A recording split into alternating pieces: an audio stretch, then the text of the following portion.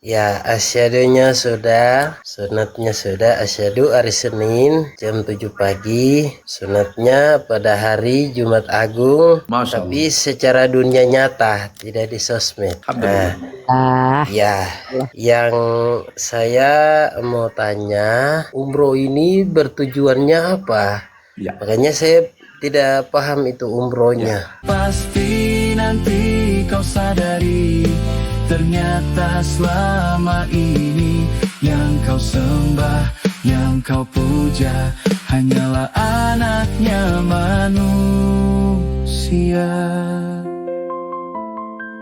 Saya berterima kasih nih, Komal Pasiloding ini sudah mulai kondusif nih kelihatannya. Berarti adanya Pak Ustadz ini ya. Alhamdulillah. Jadi saya juga punya Komal Pak Ustadz ya. Iya. Jadi saya selalu menjaga moderasi beragama ya. Bukan membuat agama modern, tapi pemahaman yang kita moderasi ya. Betul. Jangan pemahaman fanatisme yang berlebihan. Iya. Artinya 6 agama itu harus kita hargai semua. Ya, Islam, Katolik, Kristen, Protestan, Hindu, Buddha, dan Konghucu.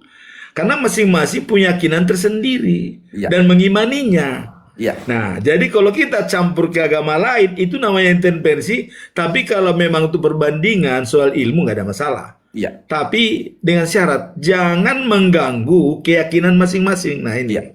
Jadi Betul. toleransi kita jaga, komitmen Betul. berbangsa dan bernegara kita jaga. Betul. Nah kemudian menghilangkan anti kekerasan. Iya. Jangan sampai memakai topeng-topeng agama kekerasan ya. Betul. Nah kemudian menghargai budaya lokal. Jadi ada budaya lokal dipakai agama-agama tertentu, itu normal saja. Iya. Kita hargai sepanjang tidak bertentangan dengan iman kita. Iya. Nah, cuma saya ada dua mungkin tadi yang saya komentari nih Pak Ustadz nih ya. Ini mohon izin nih Pak Ustadz.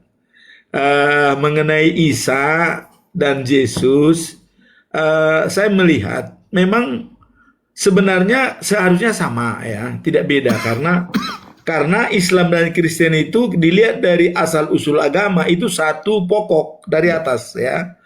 Jadi saya dulu pernah mendengar ceramah daripada Syekh dari Arab Saudi itu sekitar tahun 80-an ya, dikatakan begini. The Old Testament is Musa katanya. Kemudian the New Testament is Jesus Christ. The Last Testament is Muhammad, ya, Al-Quran.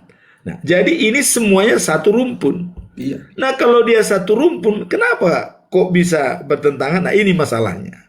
Tapi bagi saya tidak masalah karena begitu saya pelajari juga Al-Quran ya Pak Ustadz, saya baca dalam Al-Baqarah 139, ya ternyata ada dibilang jangan pernah memperdebatkan Tuhan katanya. Tuhan kami, Tuhan kamu juga. Kami, amal kami, amal kami, amal kamu, amal kamu. Kami mengikhlaskan diri kepadanya. Nah, kalau ini kita pegang, aman dunia ini. Nggak perlu. Buat apa kita capek-capek base loading ya? Nggak perlu. Nggak perlu capek-capek. Nah, hanya memang Isa di kami itu adalah ibunya Maria. Nah, sedangkan Isa di Islam, ibunya adalah Maryam. Nah, sedangkan Maryam ini adalah bedanya 1500 tahun dengan Maria. Karena dia adalah adiknya Harun dan Musa. Nah, itu aja masalahnya. Kalau yang lain bagi kita sih soal filosofi nggak ada masalah. Nah kemudian masalah penyalipan memang ya, dan ada diserupakan. Kalau bagi kami memang Yesus sendiri sudah mengatakan bahwa orang mengatakan lain memang kalau di kita bilang itu ajaran katanya yang keliru. Bahwa kalau disalibkan itu bukan Yesus karena dalam Ibrani pasal 12 ayat 2 itu dikatakan bahwa marilah kita melakukannya dengan mata yang tertuju kepada Yesus yang memandang ya, yang memimpin kita dalam iman dan yang membawa iman kita kepada kesempurnaan tuh. Jadi iman kita supaya sempurna, pandang dia. Nah, yang dengan mengabaikan ini. Jadi Yesus mengabaikan kehinaannya dan tekun memikul salib, ganti sukacita.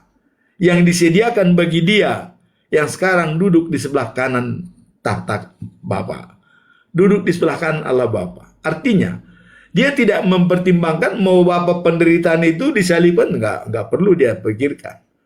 Dan orang mengatakan, oh hina banget, oh Tuhan disalib. Nah, jadi sebenarnya ini paradigma aja nih sebenarnya Pak Ustadz ya, paradigma. Dan Yahudi itu paradigma salah kalau saya melihat. Kenapa?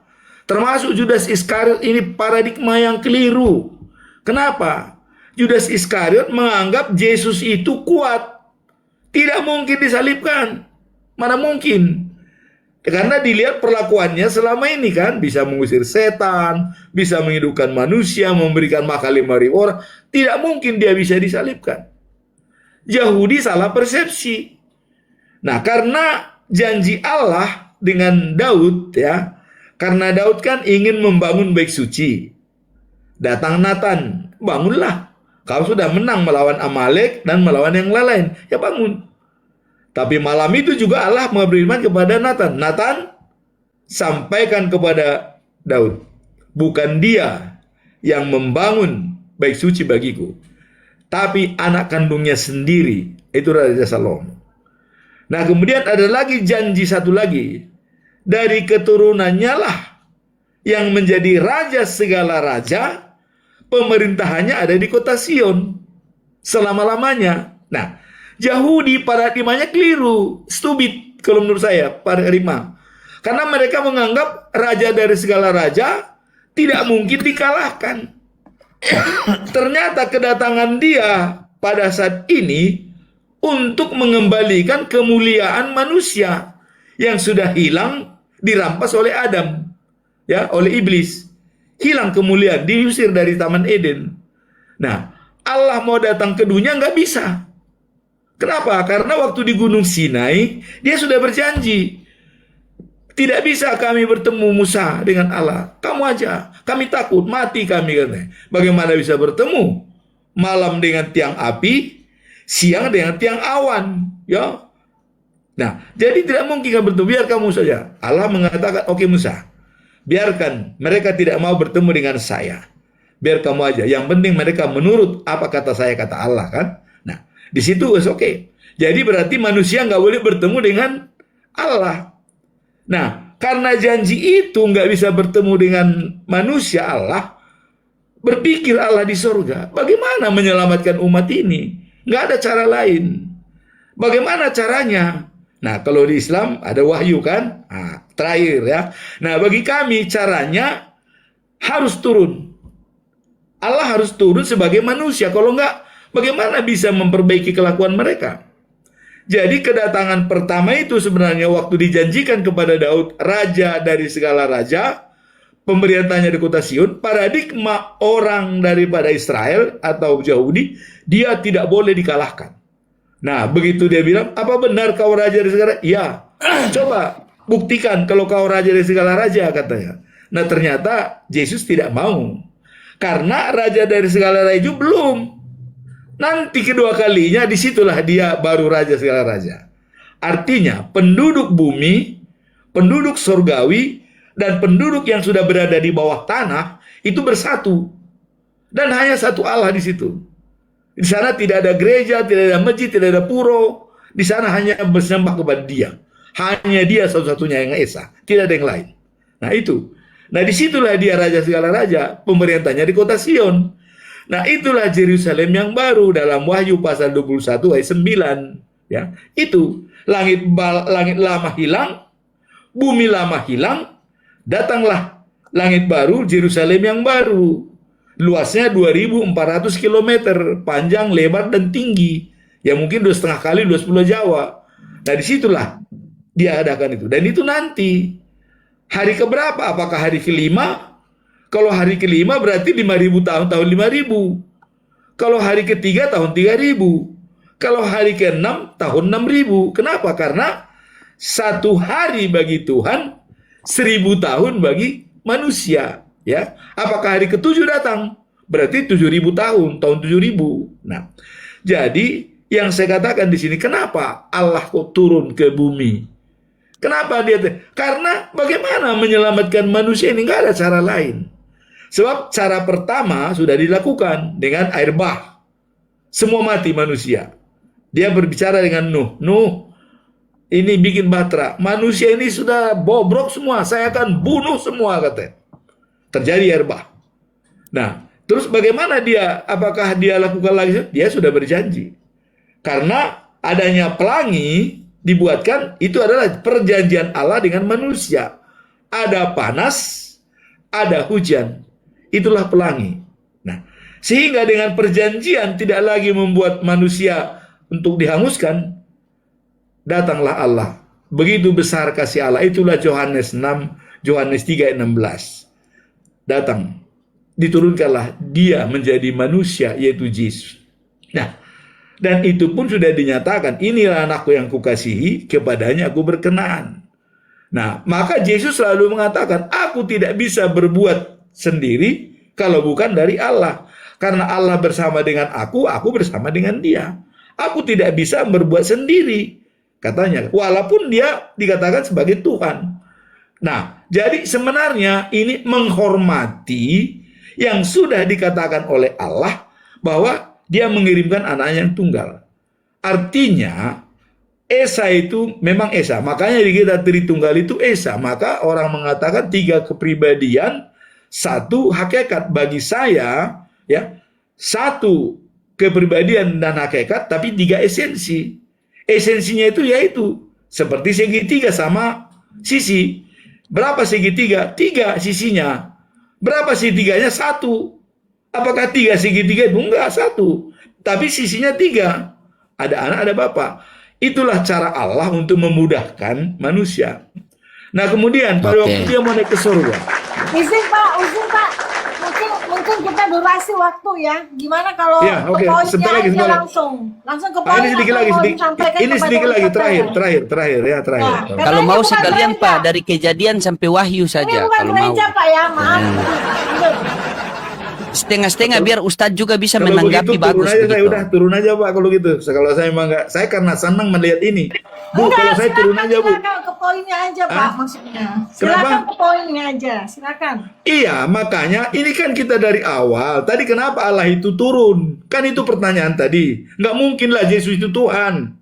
Itu mau saya jelaskan ya. Mau saya jelaskan gitu loh. Filosofinya dari awal. Bagaimana Allah merencanakan bumi ini? Kita harus lihat dari awalnya. Awalnya baik kok diciptakan. Adam itu tadinya untuk hidup selama-lamanya. Nggak akan mati-mati. Cuman dia berbuat kesalahan. Nah disitulah makanya dia. Maka mengembalikan kemuliaan itu dalam Kolose 3:23. Dikembalikanlah kemuliaan. Karena upah dosa maut. Nah apakah manusia ini semua mati di dunia? Nah Allah membuat cara. Nggak mungkin lah. Saya harus mengembalikan lagi. Nah, dikembalikanlah kemuliaan manusia, itulah kedatangan Yesus. Jadi benar kata Pak Ustadz tadi, kematian Yesus bukan menebus dosa. Apa yang ditebus? Dosa apa? Kematian Yesus role model. Jadi bagi umat Kristen, saya bilang sama umat Kristen, ya bukan menebus dosamu, bukan. Bagaimana dosamu ditebus? Role model bagi kamu. Dia mati tanpa dosa, bangkit. Kita pun seperti itu, sama. Kalau kita mati tanpa dosa, bangkit. Itu jaminannya ya. Jadi jaminan bagi kita itu, role model lah Yesus itu. Bukan sebagai penebusan dosa, bagi saya enggak. Dia role model. Kalau dia mati tanpa dosa, berarti saya pun mati tanpa dosa sama dengan dia. Maka jadilah contoh seperti Yesus. Menyenangkan hati Allah. Tadi Pak Ustadz mengatakan Allahu Akbar, kan? Allahu Akbar, ya kan? Allah Maha Besar. Itu. Jadi kita semua harus mengatakan Allah Maha Besar. Itu kuncinya. Menyenangkan hati Allah, ya. Itu tanggapan dari saya Pak Ustadz. Terima kasih Pak Loading ya. Oke, siap Pak. Siap. Silakan Ustadz. Ya. Jadi saya pikir tidak perlu tanggapi apa yang beliau sampaikan tadi. Yang menarik di awal tadi. Yang menarik yang di awal, beliau mengatakan bahwa tujuan kita dialog ini adalah sebagai wacana keilmuan. Tetapi yang perlu Pak Tinambunan ingat juga, kita ini tidak pure hanya mencari ilmu, tetapi memang masing-masing agama kita dari ilmu itu harus ada kesimpulan. Artinya, bagaimana kita bisa menanamkan pengaruh agama kita kepada orang lain. Nah, sebagaimana di Kristen diajarkan tentang pergilah kamu ke segenap penjuru dunia, jadikanlah semua bangsa menjadi muridku, dan baptislah mereka dalam nama Bapa, Anak, dan Roh Kudus. Injil Matius pasal 28 ayat 19. Ayat yang semisal ini dalam Al-Quran juga ada dalam surat Saba. Wa ma arsalnaka illa kaffatan linnas basyira wa nadhira walakinna aktsarun nasi la ya'lamun. Tidak kami utus engkau Muhammad terkecuali untuk seluruh umat manusia. Jadi sebenarnya diskusi kita ini, diskusi ilmu pengetahuan ini tidak semata-mata diskusi memang, tapi setiap kita berkewajiban juga memberikan pengaruh agama kita kepada orang lain. Itu bedanya kalau kita ngambil ilmu di kampus. Kalau di kampus itu pure untuk ilmu aja. Tidak ada soal pengaruh-mempengaruhi. Tapi kalau kita diskusi begini, memang adu ilmu dan juga menanamkan pengaruh agama masing-masing. Itu penting sekali, saya pikir ya. Nah, pertanyaannya tadi, kenapa kok cuma Yahudi, Kristen, Islam yang suka begini? Kenapa kita tidak pernah debat dengan orang Hindu, Buddha? Begini, dalam Al-Quran, orang non-Muslim itu dibagi kepada dua kelompok. Saya ulangi. Dalam Al-Quran, surat Al-Bayyinah, bahwa orang-orang non-Muslim itu dibagi kepada dua kelompok, dua golongan. Yang pertama, Allah menyebutkan, Innal ladzina kafaru min ahlil kitabi wal musyrikin. Jadi yang pertama ada golongan ahli kitab. Ahli kitab ini siapa? Orang-orang Yahudi dan Nasrani, orang Yahudi dan Kristen. Kenapa dikatakan ahli kitab? Karena mereka pernah mempunyai kitab suci. Pernah mereka menerima kitab suci dari nabinya, Taurat dan Injil dan Mazmur Daud, Zabur. Nah, kemudian yang kedua wal musyrikin, ini golongannya orang-orang di luar Yahudi Nasrani. Karena kita anggap di luar Yahudi Nasrani ini mereka tidak mendapatkan wahyu menurut keyakinan kita. Dalam Al-Quran mereka tidak dapat wahyu. Kalaupun mereka ada kitab suci ya mungkin ya Allah alam dari mana, tapi tidak disebutkan di dalam Al-Quran. Yang selalu yang punya akar-akar yang sama itu adalah cuma Yahudi, Nasrani dan Islam. Maka kalau saya pergi ke Hebron itu Pak Tinambunan, saya kebetulan selalu pembimbing umroh plus gitu ya. Kalau saya bawa jamaah ke Hebron, di Palestina sana, itu kan Hebron itu tempat kuburan Abraham atau Ibrahim. Nah, yang berkunjung ke Hebron ini tiga agama. Orang Yahudi juga berkunjung ke sana, orang Kristen juga berkunjung ke sana, orang Islam juga berkunjung ke sana. Kenapa? Karena memang asal usul agama kita dari Abraham itu. Dari Abraham itu tadinya, dari Ibrahim itu. Karena keturunan Ibrahim inilah yang kemudian menjadi Bani Israel. Kan kita tahu Ibrahim itu punya anak dua. Ya, Ismail dan Ishak. Dari Ishak ini lahirlah anaknya namanya Yakub. Yakub inilah nabi yang pertama kali bergelar Israel. Israel itu bahasa Ibrani. Isra itu artinya mendengar, hamba, il artinya Allah. Jadi hamba Allah. Isra itu artinya hamba, il itu Allah. Jadi kalau dalam bahasa Arab itu Abdullah, hamba Allah. Jadi orang yang pertama kali bergelar Israel itu siapa? Nabi Yakub. Nah, dari keturunan Yakub inilah kemudian sambung menyambung silsilahnya yang menjadi nabi itu sampai kepada Yesus. Sedangkan Ismail tidak ada lagi yang menjadi nabi keturunannya kecuali satu saja. Sampai kepada Nabi Muhammad sallallahu alaihi wasallam. Jadi keturunan Ishak ini lebih banyak jadi nabi. Makanya 90% lebih nabi itu dari Bani Israel. Maka dikurang banyak ya Bani Israel, ya Bani Israel. Jadi, nah kenapa tiga agama ini kalau kita belajar perbandingan agama dikatakan tiga agama ini agama samawi. Agama yang sumber ajarannya bermula dari langit, dari wahyu. Nah, gitu kan? Nah, tapi karena terjadi tadi ada perubahan di Taurat, ada perubahan di Injil, Maka dalam keyakinan kami, teman-teman Yahudi Nasrani itu ada menyimpang dari kebenaran itu. Maka itulah kami diskusi lintas agama ini sebenarnya dalam rangka menjelaskan itu, tapi tetap dalam koridor ya menghargai, tidak boleh memaksa, nggak boleh mengintimidasi, nggak boleh membujuk, nggak boleh merayu, gitu kan? Saya ini ngomong begini punya misi juga. Pak Tinambunan juga harus punya misi.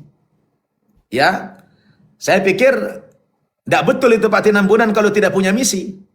Berarti bukan Kristen yang baik. Nah, kan gitu. Saya pun begitu, bukan Muslim yang baik saya. Kalau saya tidak peduli kepada orang yang saya anggap belum benar, maka saya harus mengajak dia diskusi, dialog, saya berikan informasi, tapi dengan koridor tetap menjaga, menghormati, tidak boleh memaksa tadi. Nah, kan gitu. Nah, jadi kalau ditanya, kenapa sih selalu ini? Ya, memang karena ini yang punya akar yang sama-sama samawi, sumbernya dari langit tadi. Nah, begitu. Jadi, wajib bagi saya dan kita juga semua saling dari diskusi ini. Tujuan kita tidak lain bukan hanya diskusi-diskusi biasa, bukan cari follower kita di sini. Tujuan kita diskusi ini adalah memberikan informasi ilmu kepada siapa saja. Ya, kalau dia beda agama supaya dia bisa menerima. Kalau menerima alhamdulillah, tidak ya jangan dipaksa. Lakum dinukum waliyadin. Bagimu agamamu, bagiku agamaku. Nah, kan begitu. Nah, tapi tanggung jawab moral kita sebagai seorang yang beriman, wajib kita anggap orang belum benar, ya kita benarkan. Nah, saya ingin terakhir, dikit tadi saya mau nimpalin, saya terhadap Tritunggal itu, saya pernah diskusi dengan seorang pastor. Saya bilang, Anda gimana sih memahami Tritunggal itu? Dia ambil rokok. Waktu itu kebetulan rokok Haji Samsu. Dia bilang, jadi bagi kami Tritunggal ini laksana rokok ini, dibilang. Ini rokok di Samsu. Ya, saya nggak punya rokok karena saya nggak perokok. Saya anggaplah rokok ini tangan saya ini. Ini rokok, dia bilang. Rokok ini kan terdiri dari 3 unsur. Ini ada unsur kertas. Ini ada unsur tembakau. Kemudian ini ada unsur cengkeh. Nah, kita sebutkan 3 aja dulu, 3 komponen. Nah, coba lihat, ini kan rokok. Rokok ini kan 3 komponen ini. Ada kertas, ada tembakau, ada cengkeh. Oh, mantap Pak Pastor, saya bilang. Ini analoginya luar biasa. Jadi begitulah analogi Tritunggal itu, dia bilang. Ini satu kesatuan. Ya, hanya 3 komponen ini, hanya 3 sebutan. Jadi satu kesatuan ini, bilang. Oh, bagus, saya bilang. Tapi mohon maaf Pak Pastor, saya bilang. Boleh nggak saya minta rokok yang sebatang ini? Boleh. Saya minta izin. Boleh nggak saya cincang-cincang rokok Bapak ini? Boleh, dia bilang. Oke. Saya cerca itu rokok. Mula-mula saya ambil itu kertasnya. Pak Pastor, saya bilang, maaf. Ini apa namanya? Dia bilang kertas.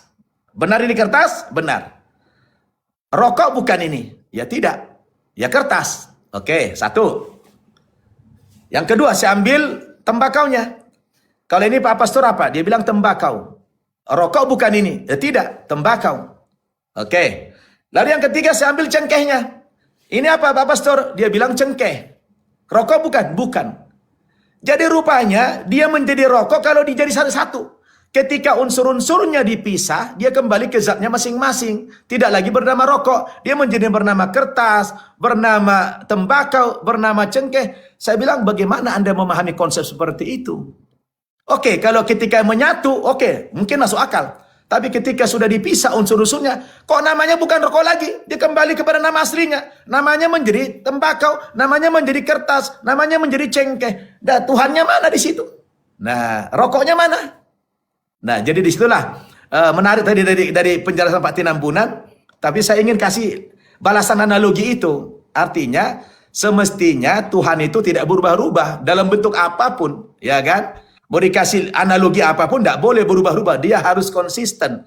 Karena setiap tokoh Nasrani yang kita tanya, pasti tafsirannya, jawabannya selalu berbeda-beda. Tapi saya pikir itu kan sebagai umat beragama, tidak boleh kita lari dari teks.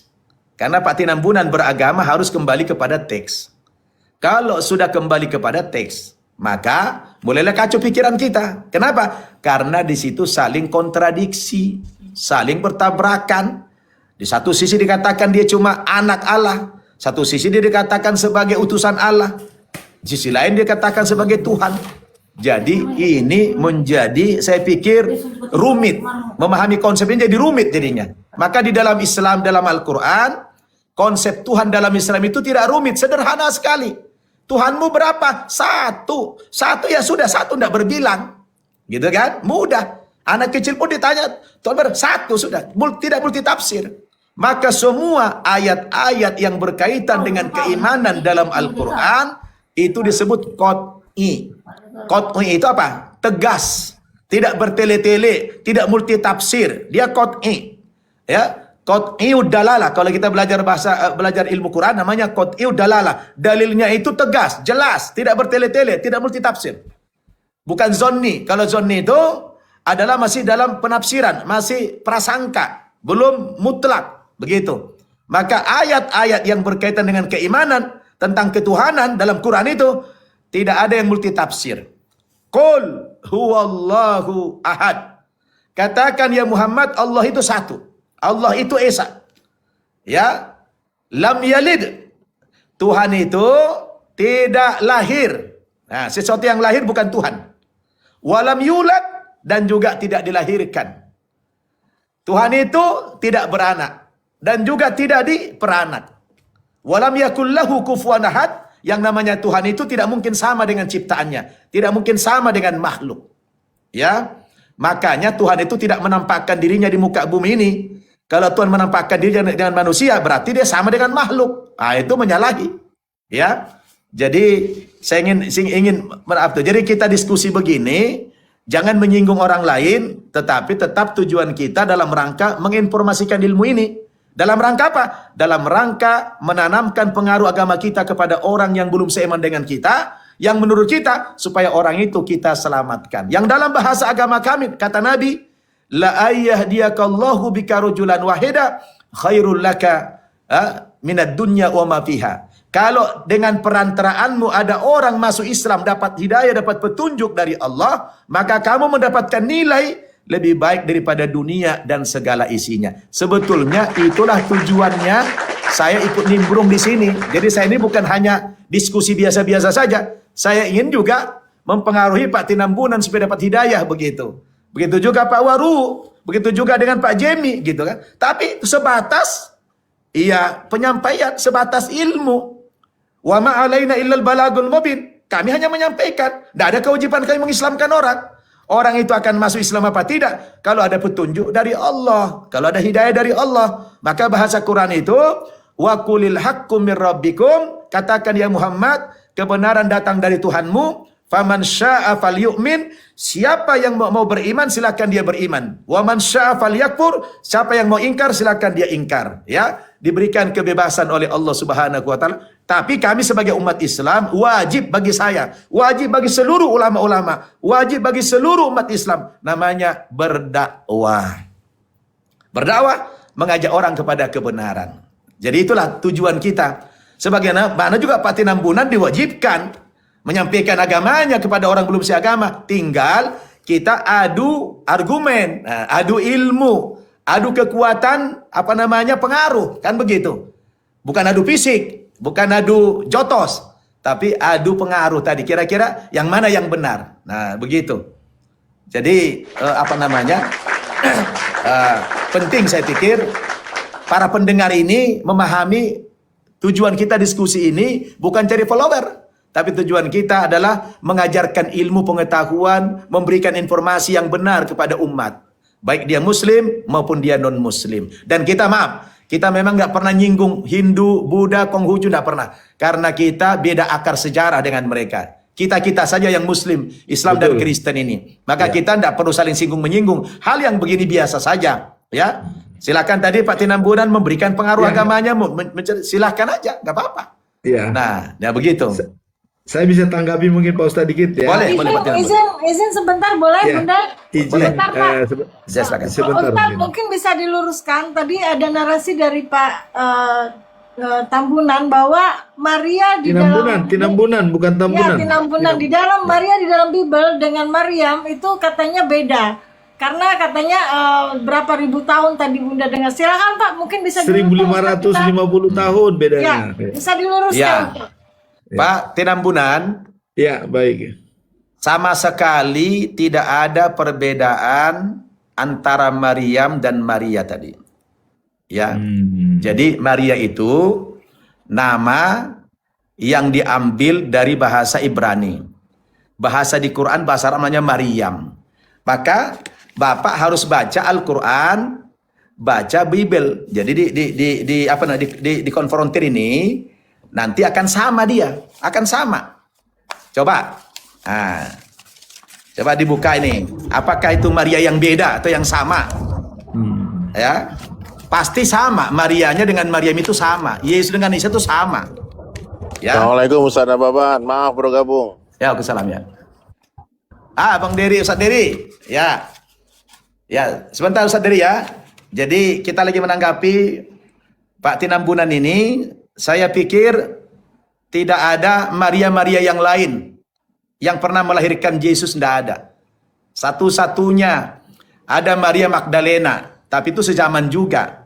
Ya, ada Maria Magdalena, sezaman juga dengan Maria yang melahirkan ibundanya Nabi Isa, sezaman. Jadi bukan 1500 tahun yang akan datang, tidak.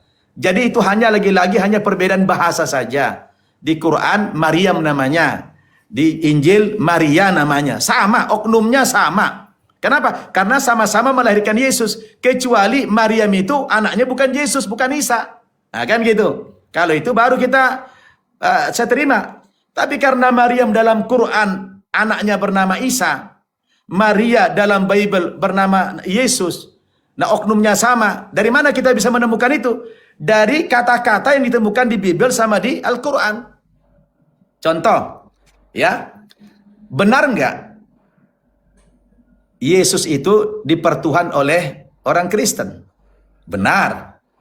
Maka Al-Quran mengatakan, laqad kafarul ladzina qalu innallaha huwal masih ibnu Maryam. Nah, ada kata Maryam di situ. Ada kata Maryam. Nah, sungguh ingkarlah orang yang menyembah Yesus putra Maryam. Berarti mana? Beda tidak? Sama. Kalau beda nggak mungkin itu kata-katanya.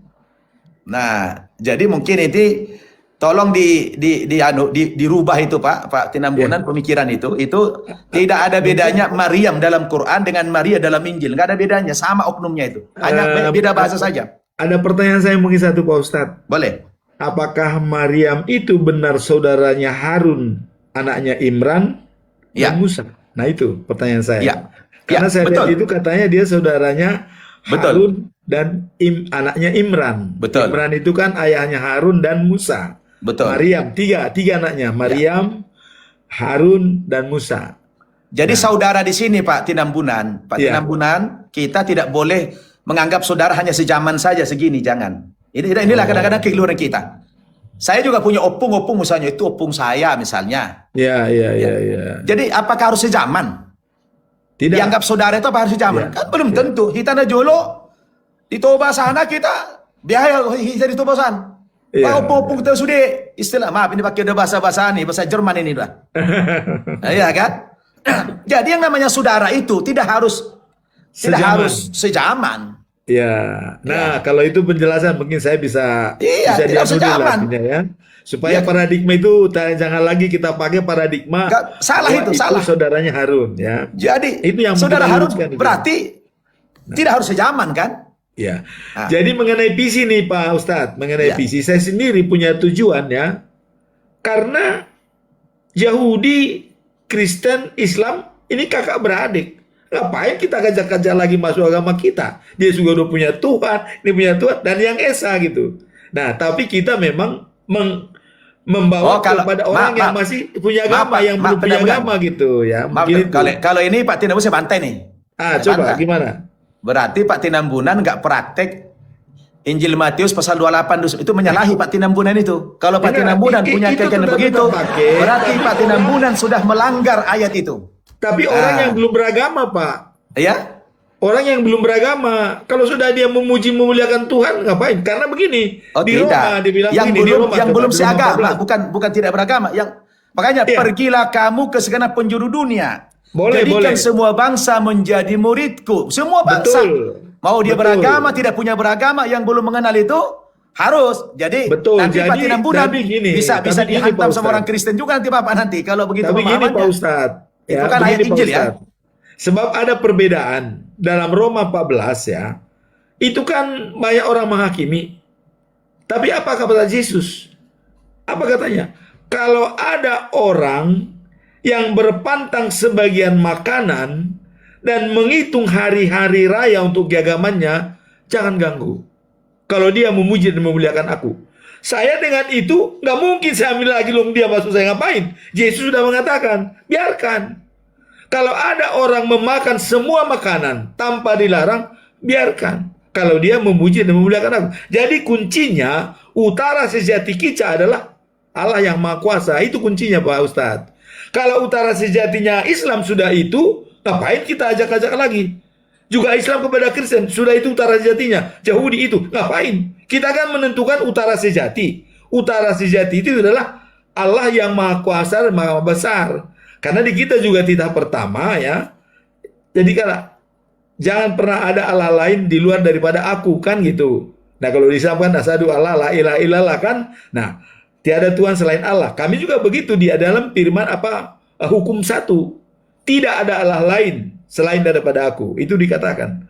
Dan saya sendiri sudah kebetulan pernah saya menyediakan Tuhan, ya saya langsung ditunjukkan itu suara itu dari atas gitu. Pernah itu dalam tapi itu udah lah, nantilah pengalaman hidup, nanti kali kita ceritakan itu ya, pengalaman hidup. Ya. Nah itu Pak Ustadz, jadi memang benar di dalam Injil Matius pasal 28 ayat 19 ya, pergi ke seluruh bumi, ajarkan mereka dan baptis. Dan bahkan dikatakan oleh Yesus, aku akan menemanimu sampai akhir zaman, ya kan? Loh, kalau saya di situ saya tanya, loh Yesus ini bagaimana kau menemani saya hari zaman, sedangkan kau mau naik ke surga? Ternyata datanglah Roh Kudus. Berarti Roh Kudus itu sama dengan Yesus. Nah itu paradigma saya Pak Ustadz. Karena bilang, aku akan menemanimu sampai akhir zaman. Padahal dia naik ke surga. Tapi yang menemani itu Roh Kudus dikirim di Yerusalem ya waktu. Nah itu jadi memang paradigma kita hanya mencoba bermain di paradigma kerangka berpikir ya. Maka saya juga kebetulan masuk dalam FPUB di moderasi beragama.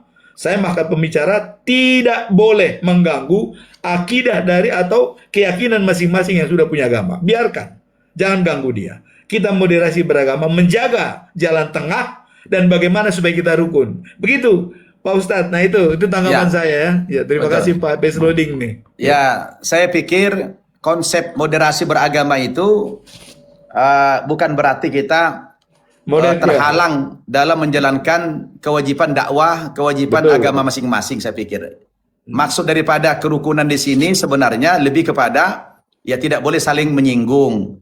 Tapi kalau kemudian ada orang pindah agama atas kesadaran pribadinya, ya saya pikir itu ya silakan ya, aja, nggak ada masalah. Nggak ada di situ melanggar gitu kan? Betul. Karena pilihan. Jadi, ya. baik, tadi udah masuk Ustadz Diri Sulaiman nih. Kita minta dulu nasihatnya. Iya. Assalamualaikum, Masya Allah. Waalaikumsalam. Yang mulia Ustaz Baban. Saya dalam perjalanan menuju Jombang nih, Masya menuju Allah. Temboro. Muktamar Dan NU ya? Jombang, karena besok ya, Muktamar NU diundang. Terus juga besok itu ada istimewa teman-teman jamaah tabligh di Temboro. Di Temboro. Iya. Ya sebentar, kok kameraku nggak bisa nyala ya? Wait, sebentar ya. Ini masih di mobil. Wait. Kok hitam sih? Kok gelap sih? Nggak usah, yang gini aja lah ya. Masya Allah, saya menarik banget ya obrolannya. Kalau Ustaz Nababan sudah menjelaskan ini, kita bisa mendengarkan dengan kepala yang dingin ya, hati yang lapang. Dan maksud acara ini dibuat kan sebetulnya kita mau cari kebenaran kan. Bukan mau berdebat, mau pengen menang, tidak. Tapi ketika sudah ada sebentar ya. Jadi ketika ada dalil-dalil yang disampaikan baik dari Kristen ataupun Islam ya, bukan menurut saya, aku rasa tidak akan ada perdebatan. Karena sebetulnya Al-Quran itu di dalamnya sudah ada Injil, ada Taurat, ada Zabur. Tidak mungkin saling tentangan itu. Cerita-cerita, kisah-kisah yang ada di dalam Al-Quran itu, Betul. ya. Tunggu sebentar saya.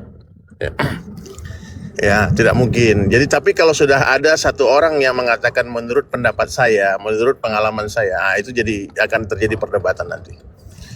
Jadi kalau kita merujuk kepada kitab-kitab yang asli, naskah-naskah asli ya, yang belum direvisi oleh tangan-tangan manusia, aku rasa obrolan agama Islam ataupun yang mengaku Nasrani ataupun Yahudi bisa duduk sambil ngopi di meja makan dan akan menemukan kebenaran. Dan sebagian nanti akan ada orang yang menerimanya, ada yang menolaknya.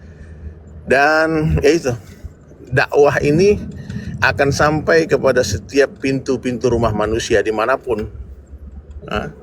Baik rumah-rumah yang terbuat dari kayu, dari batu, ya, dan akan memuliakan semua orang yang menerimanya dan menghinakan orang yang menolaknya. Hari ini banyak orang-orang itu tidak mau menerima kebenaran Islam itu rata-rata itu karena dunia, Ustaz Nababan ya. Iya.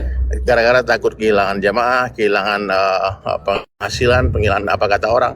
Karena saya pernah punya pengalaman Ustaz Nababan ya, teman-teman di Bali. Saya pernah diskusi dengan satu orang pendeta, teman.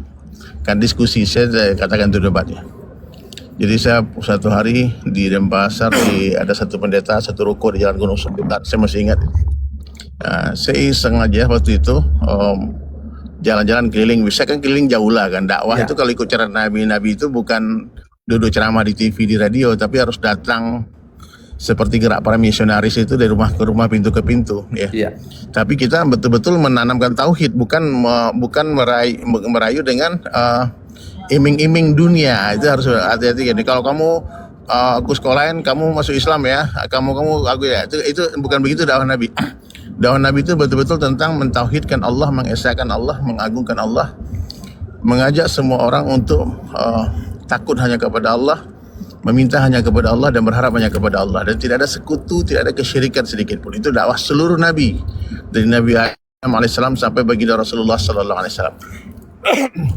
Maka setiap hari Ustaz Nababan sama teman-teman, saya bergerak juga dari rumah ke rumah. Cuman bedanya saya datang ke rumah orang-orang Islam. Karena menurut saya hari ini urgensinya itu bukan dakwah kepada orang non-muslim, Ustaz Nababan.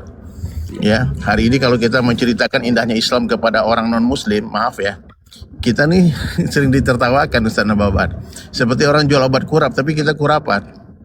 Ya, makanya obat kita jarang laku, jarang orang yang mau beli kan. Maka saya datangi orang-orang Islam supaya mengobati semua penyakit itu.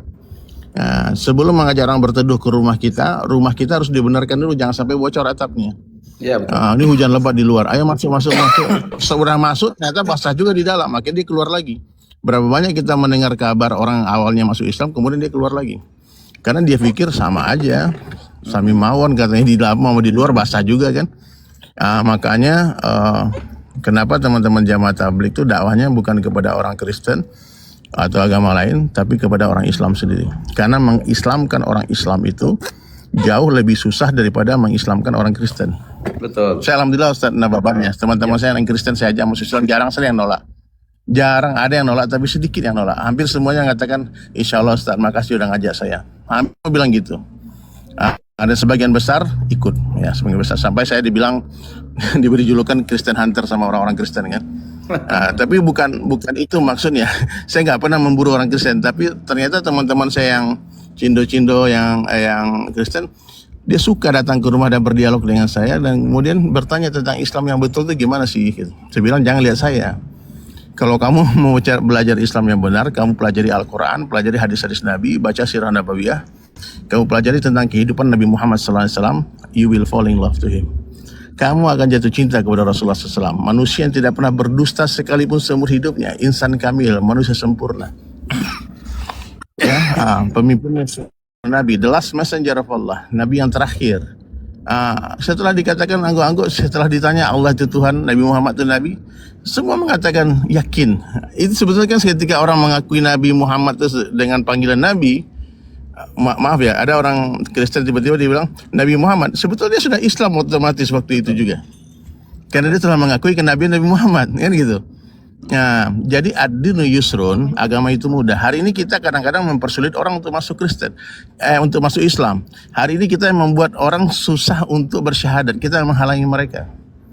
Dan begitu juga Ustaz Nababan, ketika ada orang yang tidak suka dengan Islam, ya, ada orang tanya, Ustaz, aku punya pacar beda agama, terus aku aja masuk Islam gak mau Ustaz, gimana solusinya aku mau nikah dengan dia? Saya kan bilang sama dia, kamu masuk Kristen aja.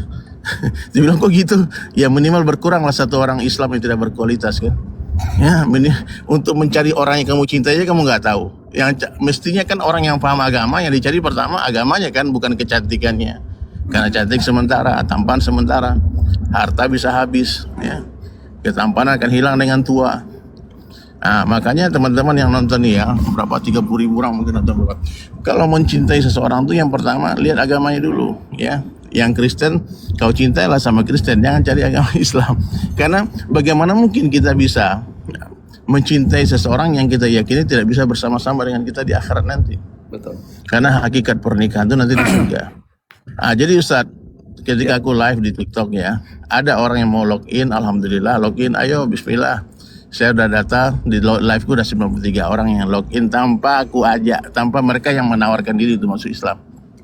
Karena agama seperti cinta, nggak bisa dipaksakan. Ya. Nah, ada juga yang mau log out, silakan ya, silakan kalau mau log out silakan. Tuh ada teman saya banyak pendeta-pendeta, kamu datang sama dia, kamu jadi orang Kristen yang baik aja. Jangan kau ganggu orang Islam, jangan kau ganggu orang Kristen juga yang berdakwah. Ya, pokoknya hadirin sekalian ya, kalau kita sudah punya prinsip akan menjadi orang baik, maka kita akan hati-hati dalam berucap. Ya, ini maaf ya, saya berkali-kali masuk ke tempat apologet, itu bukan lagi berdakwah Ustaz Nababan, itu udah saling caci maki, saling mengejek, merendahkan. Itu bukan begitu cara dakwah Rasulullah. Cara dakwah Rasulullah itu dengan uswatun hasanah, dengan uswah, dengan contoh yang terbaik. Nabi kadang tidak bicara. Nabi SAW itu kadang Ustaz, teman-teman sekalian, berdakwah itu hanya dengan membantu Sayyidina Bilal mengisar gandum.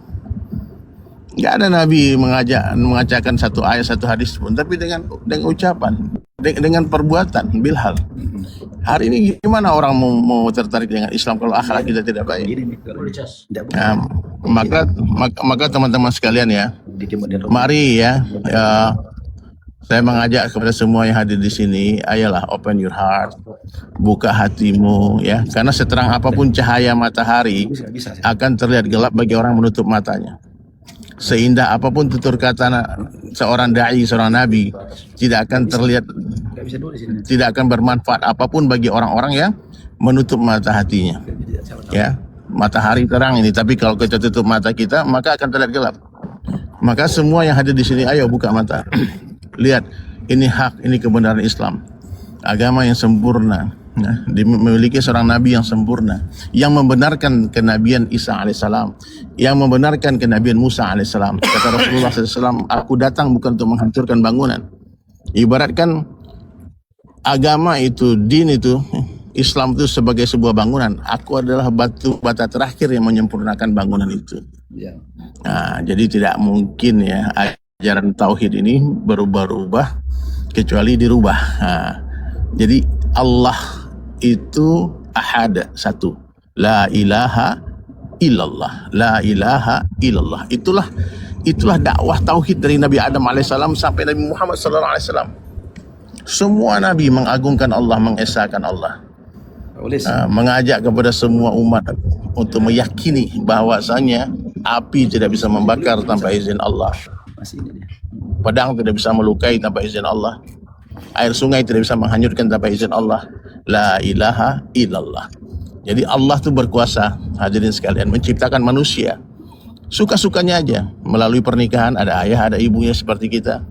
Ya, ada ayah tanpa ada ibu, ada ibu tanpa ada ayah, ada ayah tanpa ibu. Terserah Allah saja. Allah menciptakan manusia dengan dan satu ucapan kun fayakun sih. Jadi hadirin sekalian dirahmati oleh Allah Subhanahu Wa Taala, ini acara-acara semacam ini bagus ya. Cuman tetap harus dibuat dengan adab, dengan etika yang benar ya. Dan kalau bisa Ustaz Nababan, setiap closing acara ini kita tawarkan teman-teman yang mau login, kita ajak, jangan sampai bola sudah di depan gawang tidak digolkan. Pasti mau, kalau diajak pasti mau Ustaz. Hari ini ya orang-orang tuh sudah mendengar hari-hari di TikTok, di YouTube, dakwah ini sudah open banget. Ustaz Abdul Somad berdakwah, Ustaz Adi Hidayat berdakwah, Buya Yahya berdakwah, Agim berdakwah semua, dan orang-orang teman-teman Kristen itu bahkan kadang-kadang lebih tahu Islam ketimbang orang Islam sendiri. Mereka lebih mengenal, bahkan Ustaz Nababan. Ya. Saya mengenal Islam itu bukan karena orang Islam. Justru saya disuruh sama teman saya di Bali, orang Israel, orang Yahudi. Dia punya paspor Amerika sehingga dia punya bisnis di Bali. Ada, namanya Zion Cohen. Jadi ketika dia tahu saya orang Padang, orang Minang, terlahir sebagai orang Islam tapi nggak pernah sholat, hari-hari di tempat maksiat di Bali. Dia bilang gini tuh, dia bilang, Islam aliran apa kamu der? What kind of Islam you are, brother? Dia bilang, maksudnya apa? Kamu Islam tapi kamu nggak pernah sholat. Kamu Islam tapi kamu buat hal-hal yang bertentangan dengan agama. Ramadan time, I eat Padang, you eat Padang katanya. Bulan puasa aku nggak makan, kau pun ikut makan. You must learn Islam. Itu kalimat keluar dari siapa Ustaz Nababan? Dari orang Yahudi. Dalam Al-Quran dikatakan mereka mengenal Islam melebihi seorang ibu mengenal anaknya. Melebihi seorang ibu mengenal anaknya. Makanya dalam Al-Quran orang-orang Yahudi dikatakan adalah orang-orang yang menolak. Ada orang-orang yang tersesat, ada juga dia nggak tahu. Maka banyak teman-teman di Nasrani yang tidak tahu, maka diberitahu. Yahudi percuma diberitahu Ustaz Nababan, dia sudah lebih tahu. Tapi orang-orang Kristen banyak yang masuk Islam. Kenapa? Kenapa Bang Ustaz? Karena mereka memang mencintai Allah. Mereka mencintai Nabi Isa alaihissalam, mencintai Ibunda Maryam. Dan ketika dia masuk Islam, cinta itu tidak hilang, tetap ada. Betul. Cuma bertambah saja dengan cinta kepada baginda Rasulullah Sallallahu Alaihi Wasallam. Makanya ibaratkan ini Ustaz Nababan, presiden ya. Sekarang ini zamannya Prabowo. Tidak boleh lagi kita mengakui Jokowi sebagai presiden. Memang sebelumnya Jokowi presidennya, paham ya? Memang sebelum Rasulullah Nabi Isa alaihissalam nabinya. Tapi sekarang sudah ada ini. Ini ada new edition nih. Ini buku ini cetakan terbaru sudah ada. Kitab-kitab itu diturunkan bertahap-tahap dan telah disempurnakan dengan Quran. Kitab yang terjaga satu dunia. Jadi saya punya teman di Yerusalem, dia punya toko buku. Dia bilang setiap kali ada Al-Quran yang salah cetak, salah tulis, pasti ada orang yang mengembalikan Al-Quran itu kepada saya. Dan belum ada orang yang return kitab-kitab yang lain. Kenapa? Karena salah satu keajaiban Al-Quran itu adalah bisa dihafal oleh jutaan manusia. Jadi insya Allah agama ini terjaga. Jadi teman-teman sekalian, ayolah kita duduk bersama, kita belajar. Ketika kita mendengarkan sebuah yang hak kebenaran, sami'na wa ta'na. Ya, saya mengajak kepada semuanya, ayo kita bersama-sama mencintai Allah, mencintai Rasulullah SAW, mencintai Nabi Isa AS, mencintai Musa AS, mencintai Nabi Ibrahim AS, Nabi Sulaiman sampai Nabi Adam AS. Dengan sepenuh hati kita mengamalkan agama dengan sempurna sehingga kita semua selamat dunia akhirat. Inilah agama samawi, agama yang datang dari langit. Ya, agama yang diturunkan secara bertahap-tahap dan telah disempurnakan dengan kehadiran baginda Rasulullah SAW, the last messenger of Allah. Tidak ada lagi nabi setelah Nabi Muhammad, la nabiyya ba'da. Ya, pintu kenabian telah tertutup dengan wafatnya Rasulullah SAW, tapi kerja kenabian akan tetap ada sampai hari kiamat. Siapa yang melanjutkan kerja ini? Seluruh orang yang mengaku sebagai umatnya Nabi Muhammad. Bukan kerja Ustaz Nababan, bukan kerja Bang Oding dan teman-teman semua, tapi kerja seluruh umat Islam. Nabi sudah tidak ada, tapi kerja Nabi akan tetap ada. Kuntum khaira ummatin ukhrijat linnas ta'muruna bil ma'ruf wa tanhauna 'anil munkar wa tu'minuna billah. Qul hadhihi sabili ad'u ila Allah ala basiratin ana wa man ittaba'ani. Ini jelas. Jadi teman-teman, mari kita kembali kepada dakwah. Satu orang saja yang dapat hidayah gara-gara kita. Insya Allah itu cukup untuk bekal kita berjumpa dengan Allah. itu lebih baik daripada seluruh benda yang disinari matahari. Itu lebih baik daripada dunia beserta isinya. Maka sentuh hati mereka, ajak mereka kepada Allah, ajak mereka kepada keselamatan, sehingga kita berkumpul bersama-sama nanti di jannah. Wallahu a'lam bishawab. Silakan Ustaz Nabawi. Siap, kita sambung. Assalamualaikum Bang Faruk dan selamat malam Bang Rames. Luar biasa. Ya Bang Rames ini pemerhati agama-agama luar biasa. Sebelum saya jawab pertanyaan tadi, saya ingin mengomentari sedikit dari pernyataan Bang Rames yang pertama tentang 10 perintah Tuhan. Ya. Dari mana penambahan di perjanjian lama itu dan perjanjian baru sebegitu banyak sampai ratusan ribu ayat? Karena yang kita tahu firman Tuhan itu kan wahyu. Wahyu itu sampai kepada Nabi itu tidak ada yang ditutupi, tidak ada yang disembunyikan. Jadi wahyu itu harus sampai kepada Nabi. Iya, kita kan agak rancu kemudian begitu kita baca itu perjanjian lama dan perjanjian baru, sumbernya dari mana kita tidak tahu. Kalau yang kita pelajari dulu di Ten Commandment jelas, 10 perintah Tuhan dalam betulnya jelas.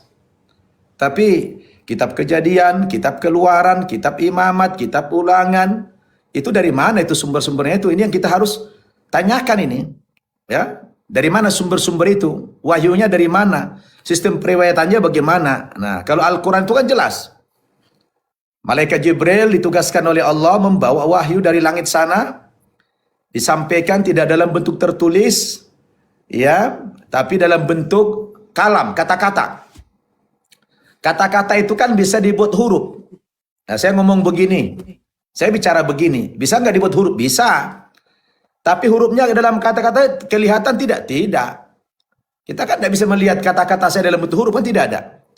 Tapi kata-kata itu bisa dihurufkan. Nah, saya ngomong begini bisa dibuat tulisan ini, huruf. Nah, karena Nabi itu buta huruf, dia tidak bisa menuliskannya wahyu itu. Maka diminta bantuan sahabat, jurtul, kan gitu. Jadi jelas sistem pewahyuannya. Dari Allah kepada malaikat, malaikat menyampaikan kepada Nabi, oleh Nabi disuruh catat sama sahabat, ini secara mutawatir, sambung menyambung. Nah, begitu. Tapi pertanyaan saya, di luar yang 10 perintah dalam kitab Keluaran pasal 3 sampai seterusnya itu penulisnya siapa, dari mana sumbernya, dari Nabi mana, itu kita harus kita harus kritisi. Belum lagi nanti kalau kita baca kitab-kitab Kidung Agung, banyak di situ sastra-sastra, syair-syair, bahkan kadang-kadang bernada, ya maaf sedikit agak mengandung porno gitu kan. Nah, ini kita harus pertanyakan ini. Sistem pewahyuannya seperti apa? Karena tidak boleh wahyu itu, kalam itu, firman itu dari manusia. Kita apa-apaan kita bilang firman Tuhan, sementara kita tidak tahu dari mana sumbernya. Kalau kita bilang firman Tuhan, harus jelas sistem perawiyatannya itu memang dari Tuhan betul, bukan dari manusia. Ini kan perjanjian lama, kita nggak tahu dari mana sumbernya ini, gitu kan? Nabi mana yang menerima itu? Ya kan? Nabi yang menerima cuma 10 titah tadi. Nah, ini yang perlu kita kritisi. Maka saya bilang selalu, hendaknya memang kitab suci itu terbuka untuk dipelajari, terbuka untuk dikritisi, gitu kan? Terbuka untuk dikoreksi. Al-Quran silakan dikoreksi, silakan dikritisi. Dia terbuka sama sekali, tidak ada, ya gitu kan? Yang penting jangan kita gampang mengatasnamakan Tuhan. Kata Tuhan katanya. Sementara wahyunya tak jelas dari mana sumbernya. Kalau kata Tuhan itu ya Tuhan berfirman, gitu kan? Kalau Tuhan berarti bukan manusia, bukan nabi. Yang berkata itu ya adalah Tuhan. Nah, gitu kan? Jadi kalau bagaimana Rames menganggap itu wahyu Tuhan kalau yang berkata kemudian Paulus, yang berkata kemudian murid-murid Paulus, ya unsur wahyunya di mana? Oh, dia dapat bisikan Roh Kudus.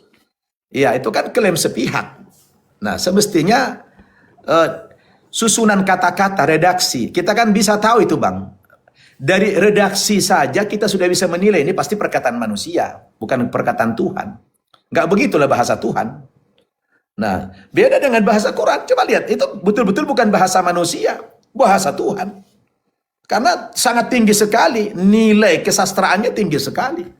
Saya selalu bilang, jangankan kita orang-orang non-Arab, orang Arab sendiri pun, kalau tidak belajar Al-Quran, tidak tahu itu apa isi Al-Quran itu. Saking tingginya bahasa Quran itu. Nah, itulah bahasa wahyu. Ya, yang namanya bahasa wahyu itu nggak mungkin bisa ditiru oleh manusia, nggak mungkin bisa ditiru oleh manusia. Kalau bisa ditiru manusia itu bukan bahasa wahyu. Nah, ini adalah satu koreksi bagi kita, ya, bagi Bang Rames, ya, coba lihat.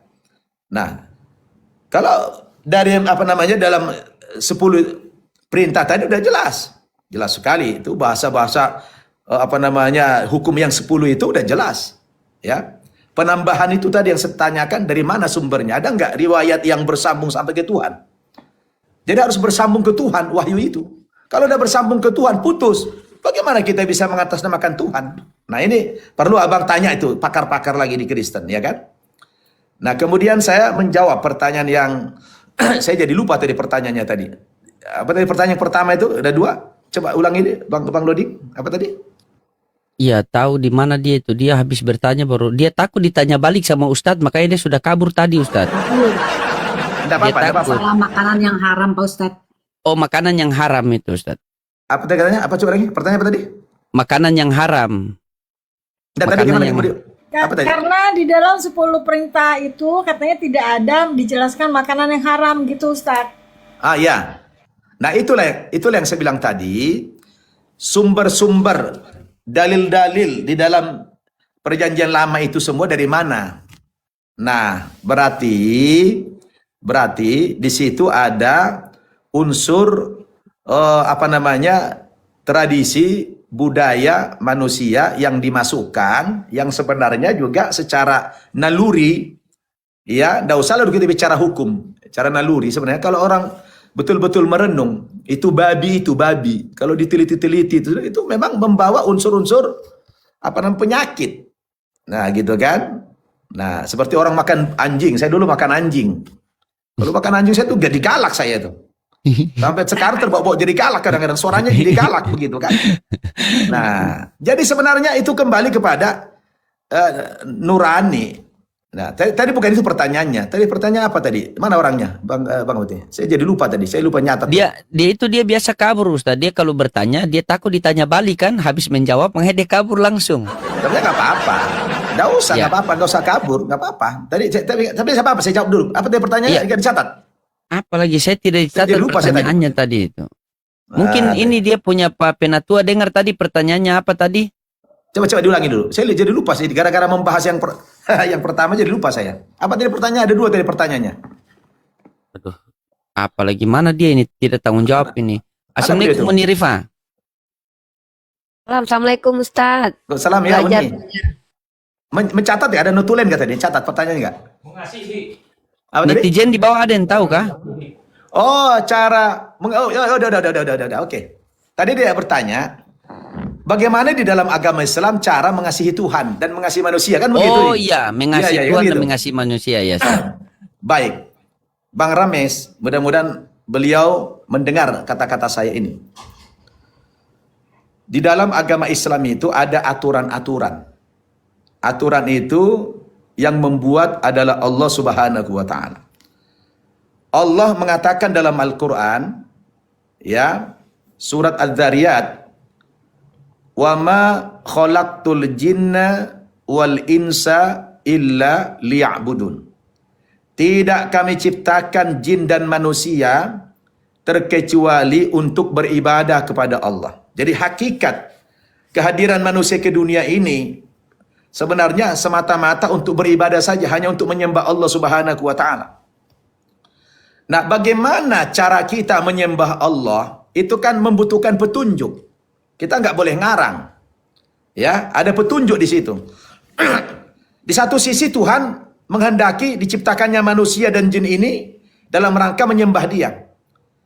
Di sisi lain, Dia harus menurunkan tata cara. Bagaimana cara menyembah Dia? Nah, karena Dia tidak mau turun ke bumi jumpa satu per orang per orang manusia ini, maka dia bikinlah perwakilannya. Itulah yang namanya perwakilan dia Nabi. Ya, Nabi inilah nanti yang diajari Tuhan lewat malaikat Jibril bagaimana tata cara beribadah menyembah dia. Nah, diajari. Oh, cara menyembah Tuhan itu pertama dengan cara sholat. Oh, sholatnya seperti apa? Sholatnya harus berdiri, bertakbir, bacaannya ini dan itu. Itu semua bersambung sampai kepada Allah. Yang mengajari tata cara itu adalah malaikat atas perintah Allah. Jadi, begitu juga ibadah-ibadah yang lain. Puasa, zakat, haji, semua itu bukan Nabi Muhammad tidak mengarang. Semua itu dia berguru kepada malaikat Jibril. Malaikat Jibril mendapatkan berita perintah dari Allah. Jadi, begitulah cara kami untuk mentaati, menyayangi, mengasihi Tuhan. Yaitu dengan mentaati perintahnya. Nah, lewat siapa? Lewat Nabi yang diutus. Maka kami wajib mengikuti Nabi Muhammad. Makanya kalau kami dalam Quran, dalam Al-Quran itu, perintah-perintah ibadahnya itu masih global, masih umum. Contoh, aqimus sholah wa atuz zakah. Dirikan sholat dan bayar zakat. Bagaimana cara sholat? Tidak ada ditemukan dalam Al-Quran. Di Al-Quran itu hanya perintah global saja. Oh, kalau sholat harus, menghadap ini harus begini. Tidak ada, bacanya tidak ada dalam Al-Quran. Nah, itu sebabnya kita harus mengikuti orang yang mempraktekkan. Siapa itu Nabi? Memangnya kamu pernah jumpa Nabi? Tidak pernah. Tapi dia meninggalkan ajarannya, meninggalkan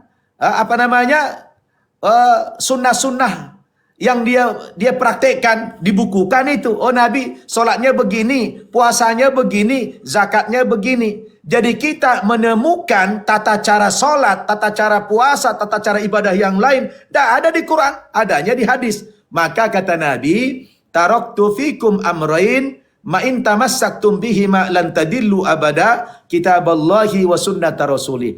Aku tinggalkan kepada kamu dua tuntunan, dua pusaka, dua warisan yang kamu tidak akan pernah tersesat selama-lamanya selagi berpegang teguh kepada dua tuntunan ini. Apa itu? Al-Quran dan hadis Nabi. Ya, kalau kita hanya Al-Quran saja, tidak mau habis-habis, sesat, menyimpang. Kenapa? Karena di Al-Quran itu tidak diatur detail. Detailnya itu dari perbuatan Nabi. Nabilah representasi daripada ayat itu. Nah, gitu kan?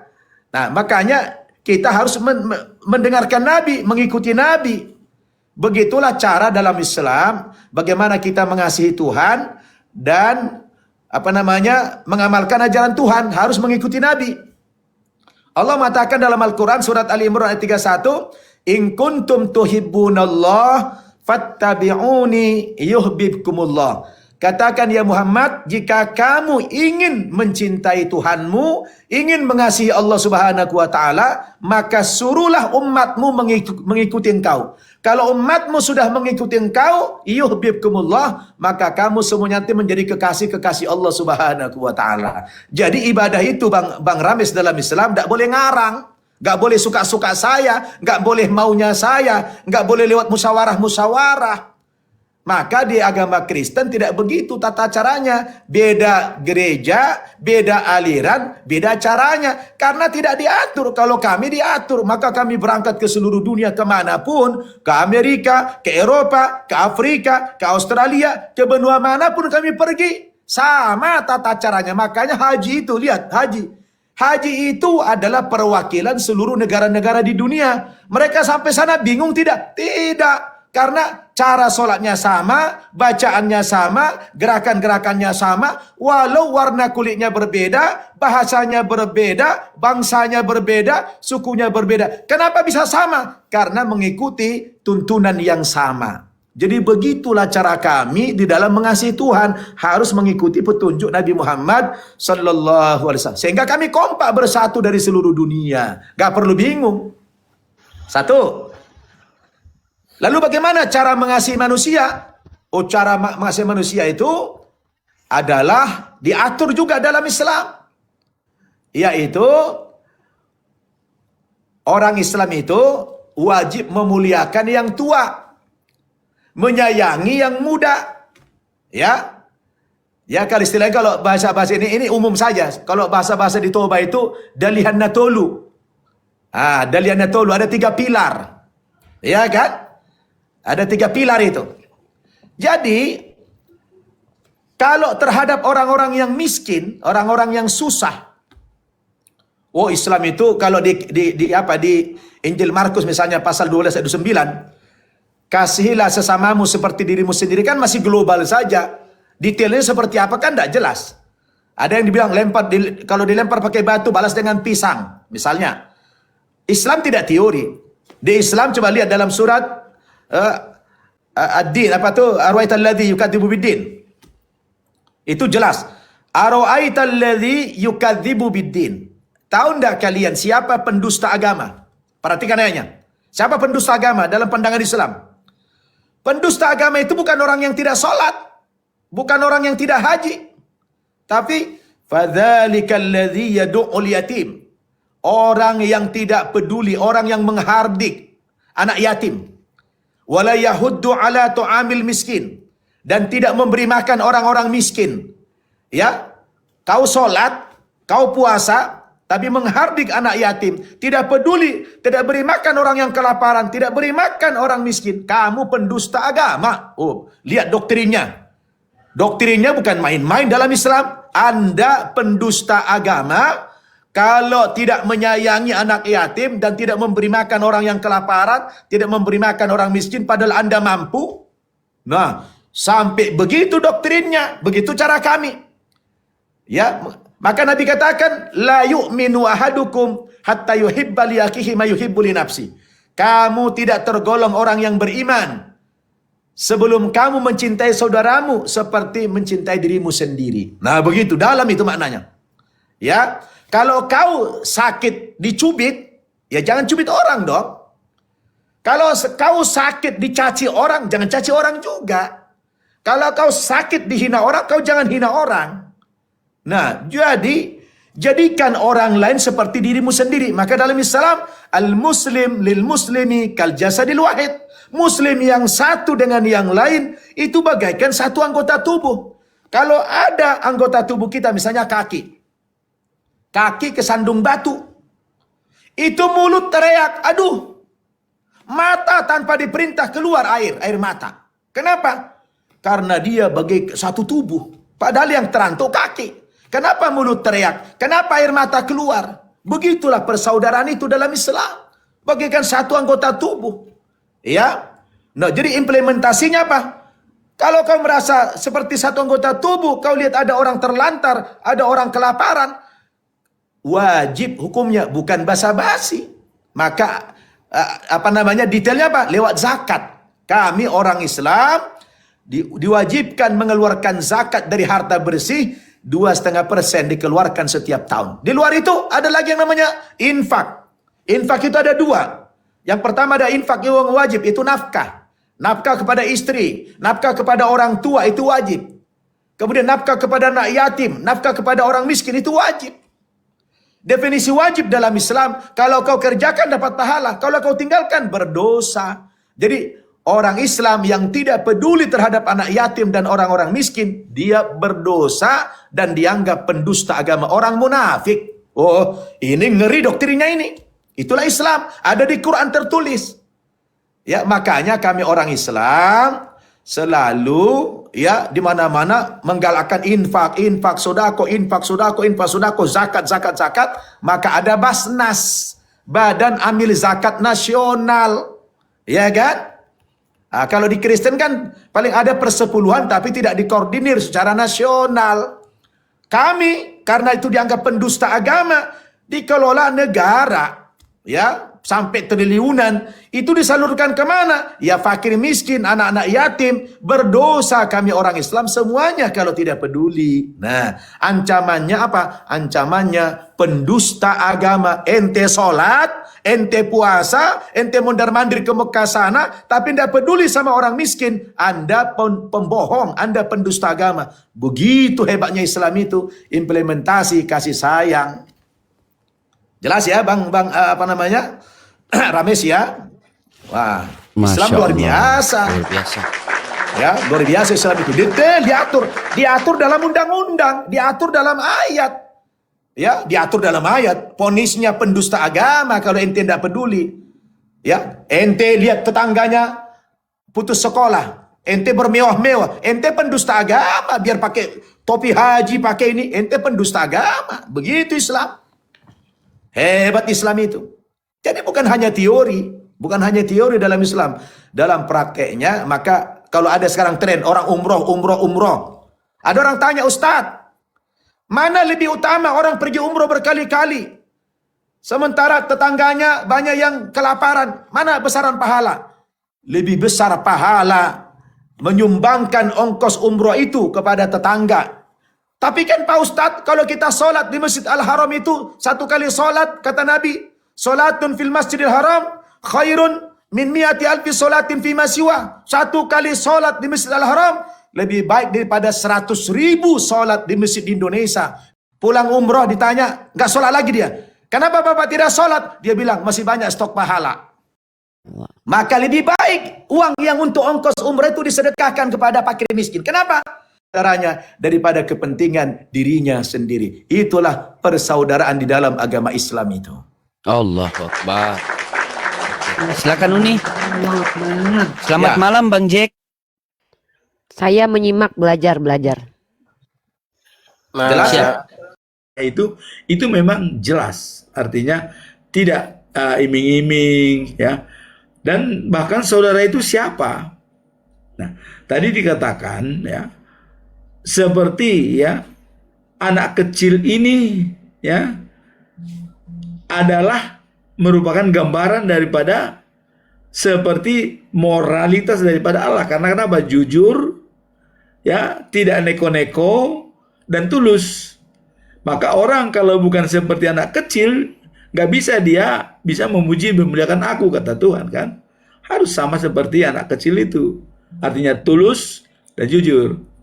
Nah, jadi implementasi daripada sayang tadi itu, mengasihi sesama, nah, disitulah memang ada istilah, kalau kita tidak bisa membantu orang lain, minimum tidak menyusahkannya, kan begitu kan. Nah, Jadi saya butuh konkretnya Pak Tinambun. Kalau kami kan konkret itu ya, dipungut zakat, dipungut infak, dipaksa, diwajibkan, itu konkret namanya kan.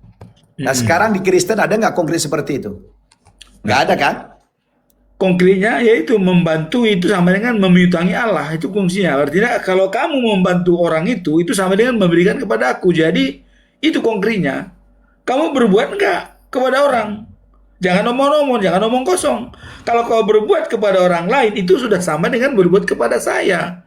Jadi itu gambaran daripada Tuhan kepada orang yang tidak mampu, orang yang tidak punya apa-apa, itu gitu. Maka Yesus mengatakan, kalau kau mengundang orang makan, jangan mengundang orang yang bisa kau diberikan makan.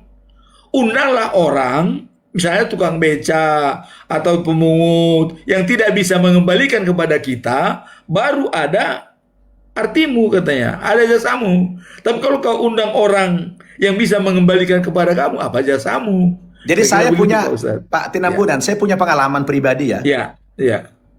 Jadi kalau saya dulu, kita orang Batak lah, orang kampung lah ya. Dia saudara kandung ini agak mampu, ini susah. Ini minjam sama abangnya misalnya. Ini benar-benar minjam. Ya kan, minjam. Begitu saya masuk Islam, saya di Islam ini, saya diberikan kemampuan misalnya. Datang saudara saya minjam uang. Saya bilang, saya tidak pinjamin kamu. Saya wajib menolong kamu saudaraku. Kaget dia. Ini ajar apa? Islam mengajarkan begitu, Bang, saya bilang. Nah, boleh ditanya saudara-saudara kandung saya. Saya kalau begitu, kalau saya sama mereka minjam betul. Minjam, kembalikan. Kalau kami dalam Islam nggak boleh begitu. Kalau saudara kandung kita atau siapapun memang tidak mampu dan dia menjadi mustahik, orang yang berhak menerima bantuan kita, kenapa dipinjamkan? Nah, kita kasih bantuan ini, nah silakan digunakan ini. Gitu, kaget. Wah, bagus betul agamamu ya, katanya. Emang begitu agama Islam. Kami wajib menolong dengan konkret dan tanpa memandang agamamu apapun. Kami wajib itu. Nah, jadi konkretnya begitu. Jadi kalau minjam, nggak minjam, tak kasih. Karena dalam agama kami, dalam Islam diatur itu wajib menolong orang yang kelaparan. Tidak, kelaparan di sini umum itu Pak Tinambunan, umum, bukan hanya orang Islam, ya, tapi orang non Muslim pun kalau kelaparan kita wajib bantu. Namanya manusia, lihat dari sisi kemanusiaan. Oh, ngasih makan binatang aja dapat pahala kok, masa ngasih makan manusia nggak dapat pahala? Nah, disitulah konkretnya. Terakhir ini, tadi ada yang masuk. Marga apa tadi? Ada satu terakhir itu. Udah keluar ya? Saya mau undur nih, tapi saya mau kasih kesempatan. Udah keluar ya? Udah turun? Udah keluar, siapa lihat di bawah. Siapa si Robert? Terakhir. Silakan kalau ada terakhir, saya kasih waktu sekitar 5-10 menit. Siapa? Ya. Silakan kalau ada mau bertanya. Tadi Jack mau bertanya. Ya. Ya Bang Jack, silakan kalau bertanya. Jack ini masih baru sekali Pak Ustadz. Iya. Baru beberapa hari. Alhamdulillah. Ya, nggak usah dipublish dulu, jangan dipublish dulu. Takutnya nanti ada anunya, nggak apa-apa. Biarin dulu. Boleh dalam Islam itu, nggak usah dipublish dulu. Silakan kalau Bang Jack mau bertanya, silakan. Ya, asyadunya sudah, sunatnya sudah. Asyadu hari Senin jam 7 pagi. Sunatnya pada hari Jumat Agung. Masya Allah. Tapi secara dunia nyata, tidak di sosmed. Alhamdulillah. Ya, yang saya mau tanya itu yang tadi saya dengar dari awal sampai saya diizinkan naik itu mengenai umroh. Umroh ini bertujuannya apa? Ya. Makanya saya tidak paham itu umrohnya. Sudah? Itu itu yang pertama. Ya. Itu yang pertama.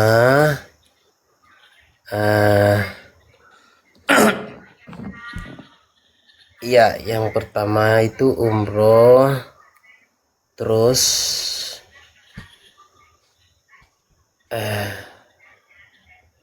yang kedua itu mungkin apakah boleh saya izin, maksudnya mau setelah di sini apakah saya masih bisa diberikan kesempatan untuk bergabung dengan saudara-saudara saya secara keluarga begitu. Ya, itu saja.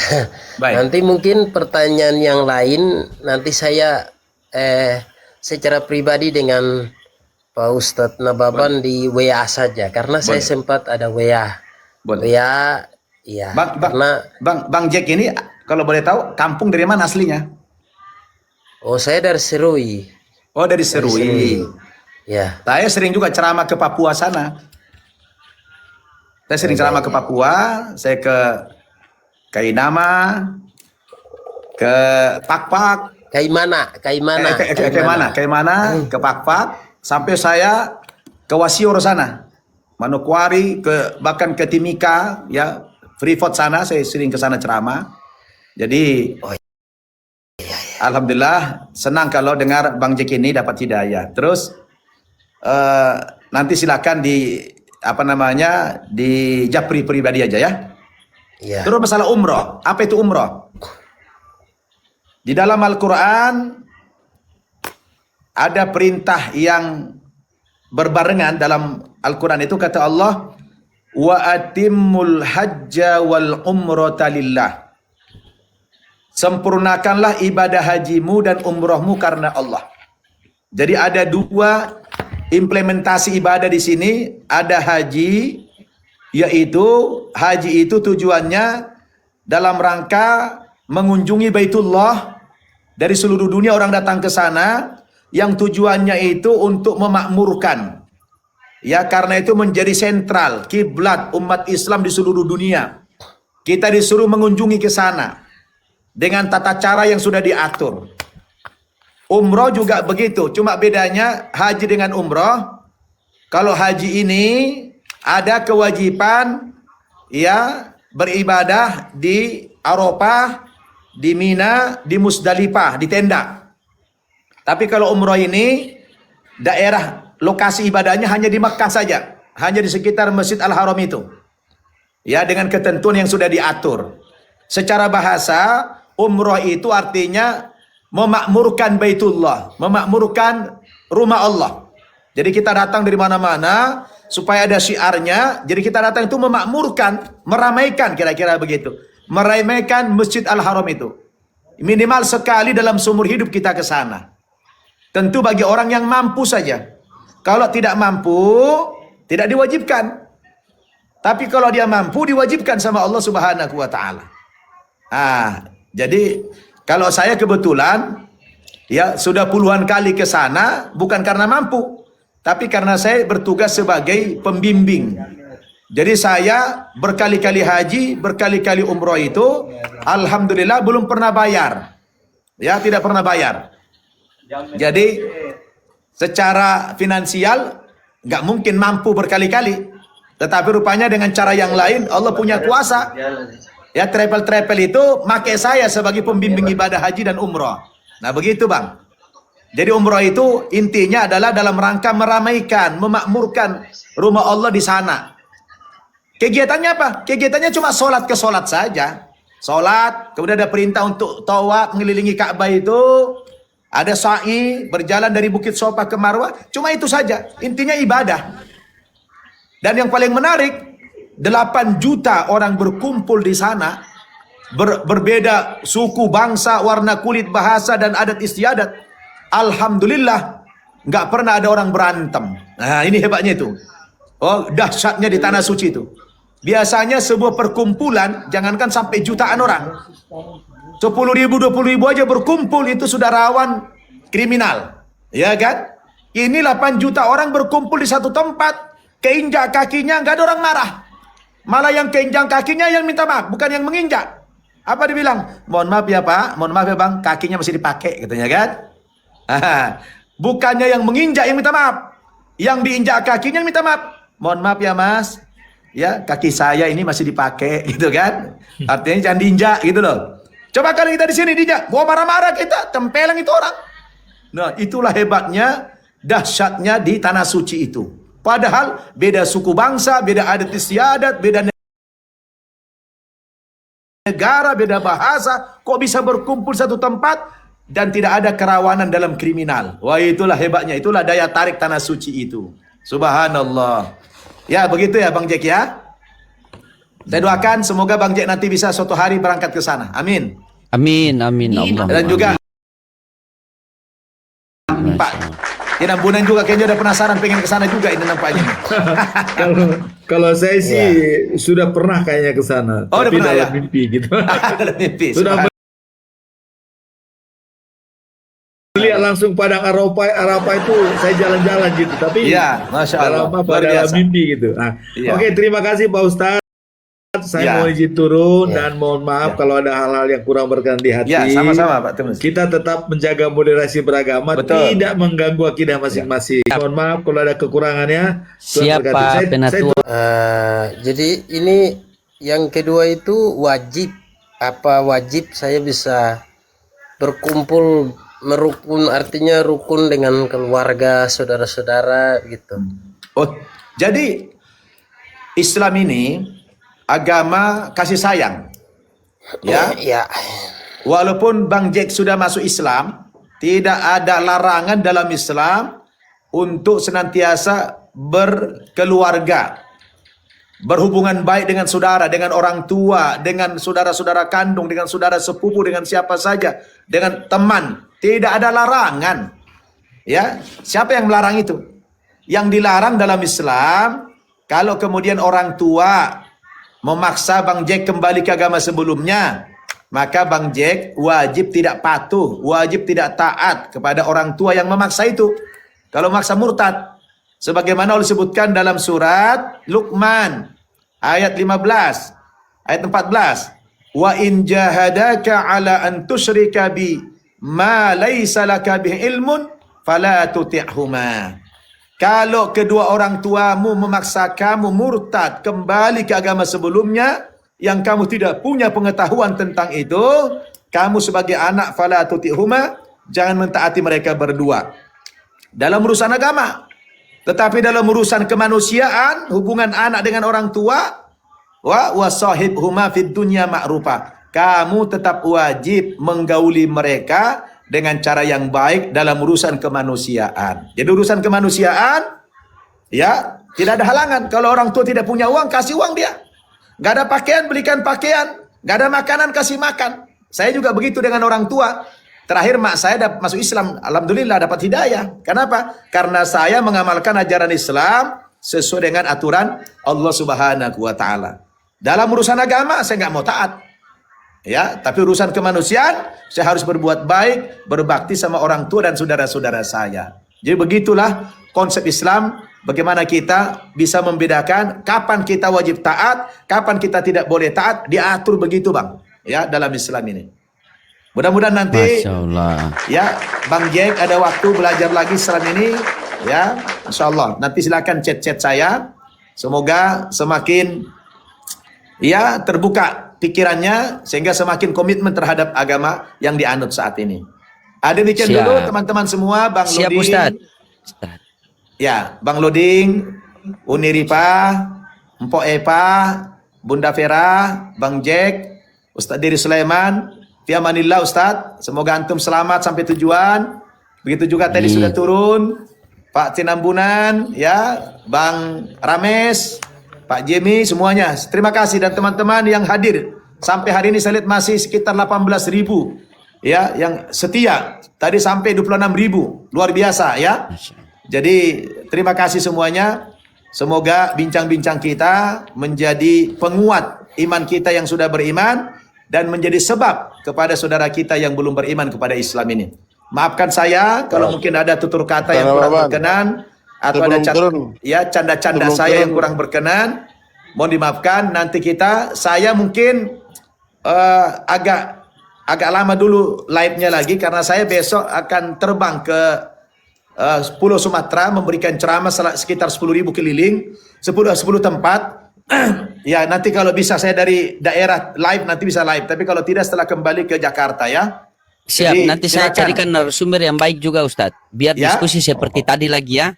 Boleh, Biar boleh. kita dari pihak Islam juga bisa mendapatkan ilmu yang luar biasa Betul. tadi.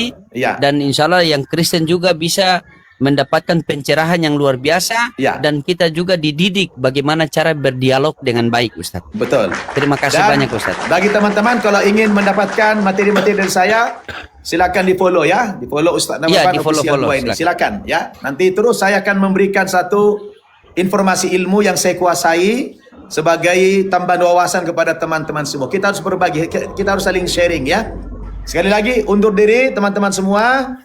Sampai jumpa di lain kesempatan. Doakan saya supaya selamat sampai tujuan dan selamat kembali ke Jakarta ini. Misi saya adalah misi dakwah dalam rangka Maulid Nabi keliling di Pulau Sumatera insyaallah. Insyaallah nanti kita bisa jumpa lagi. Mudah-mudahan nanti ketika ada kekosongan dari luar kota saya bisa live juga dari sana insyaallah ya. Saya tutup dengan Siap, doa Ustaz, insyaallah. kafaratul majlis. Subhanakallahumma bihamdik asyhadu an la ilaha illa anta astaghfiruka wa atubu ilaik. Wassalamualaikum warahmatullahi wabarakatuh. Waalaikumsalam warahmatullahi wabarakatuh.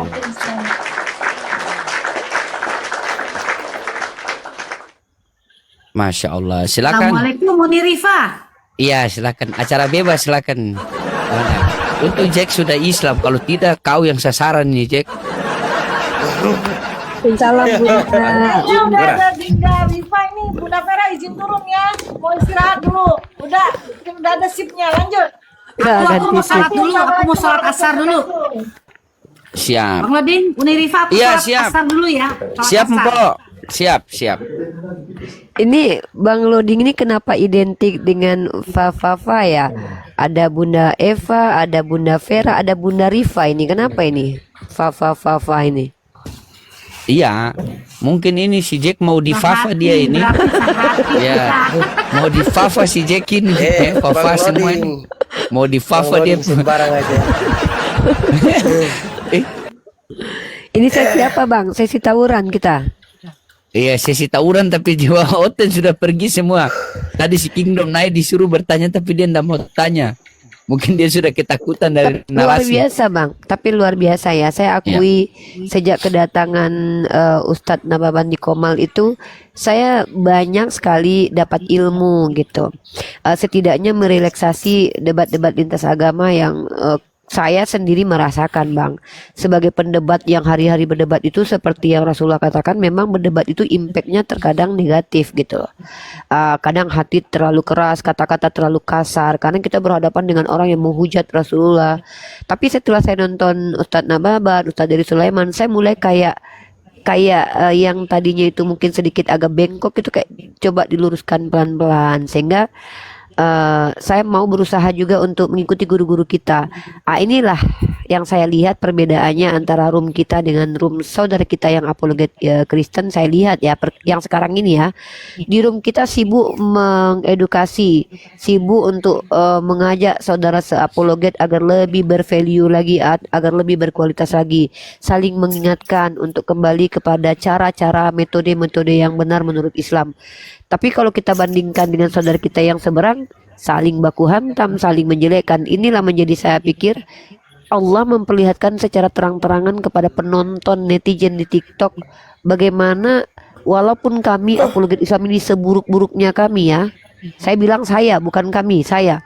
Seburuk-buruknya lisan saya, mungkin saya keras kepada kalian walaupun itu perlawanan. Coba kalian perhatikan bagaimana saudara kami, ustadz kami mengajak kami untuk kembali tenang, kembali santai, kembali berhikmah gitu. Tapi yang dilakukan seberang justru malah saling mengejek, saling menghina. Inilah Masya Allah, lihatlah dari buah perbuatannya. Gitu. Iya, Itu Bang betul. Loding Jadi Uni, ini apa Ustadz Nababan ini, insya Allah beliau ini dia mungkin kalau ada waktu baru dia sudah mulai mau aktif ke TikTok diskusi, tapi beliau mau seperti tadi kan, beliau mau seperti tadi saling mau diskusi. Jadi beliau tidak mau mengatakan pakai mulut tetapi langsung turun praktek langsung begitu kan. Jadi Masya beliau Allah. nanti mungkin akhir-akhir ini beliau akan bergabung di Komal saya terus, tetapi bukan setiap hari, ada waktu-waktu tertentu yang kita carikan narasumber biar diskusi sama dia kan. Jadi saya mau minta persetujuan dari netizen juga ini kan. Bagaimana netizen bersedia semua? Karena saya itu begitu nih. Saya kalau buka Komal itu kan saya tidak dapat berbuat apa-apa dari diri saya sendiri daripada netizen yang tap-tap layar kan. Jadi kita harus, ya, saya harus kedepankan netizen juga kan, begitu. Nanti kan saya sudah kasih tahu di WA sama Ustadz Nababan kan. Pertama beliau berikan materi, misalnya tadi kan pandangan Al-Quran kepada Nabi Isa kan. Nah setelah dia sudah uraikan materinya, baru silakan Kristen bertanya seputaran tema itu saja. Begitu. Seputaran seperti nanti besok lagi bagaimana pandangan Islam tentang penyaliban kan begitu. Nanti dia pakai dalil dua kan, Al-Quran sama Bible begitu. Jadi nanti setelah itu baru pendeta atau jemaat kalau mau bertanya silakan begitu. Mantap.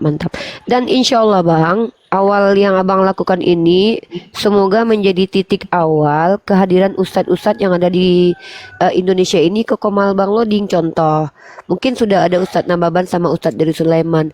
Next time mana tahu Ustadz Abdul Somad tertarik untuk kita undang di sini. Ustadz Adi Hidayat, Ustadz Khalid Basalamah, Ustadz Idrus Romli, insya Allah Bang. Karena kan mereka begini Bang, mereka itu kan ulama Bang.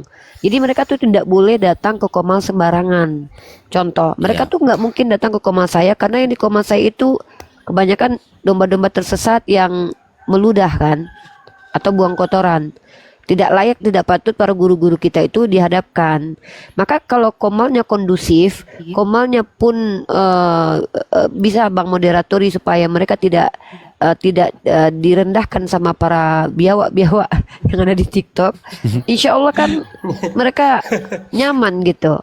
Nanti ada Ustadz Abdul Somad di sini. Saya mau safari lagi insya Allah bulan depan kan mau ke Makassar kan Uni.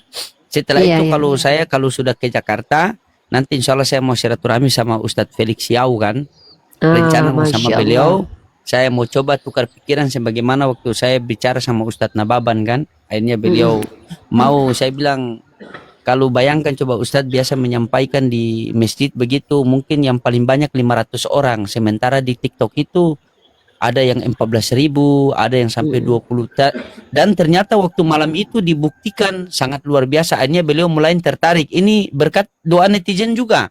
Ya, jadi tadi kita juga dapat ilmu dari Islam. Bagaimana tadi beliau menyabarkan ketika sholat kan. Dari Al-Fatihah, dari ayat pertama sampai 7 ayat ternyata maknanya begitu. Jadi nanti ini rekamannya kita ambil, ada juga di YouTube saya, nanti kita buat VT.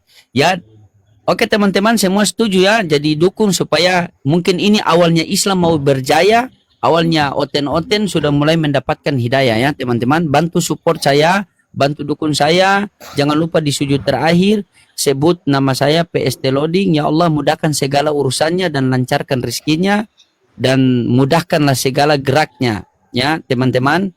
Insya Allah bulan depan saya sudah mulai safari. Silakan Uni, lanjut lagi.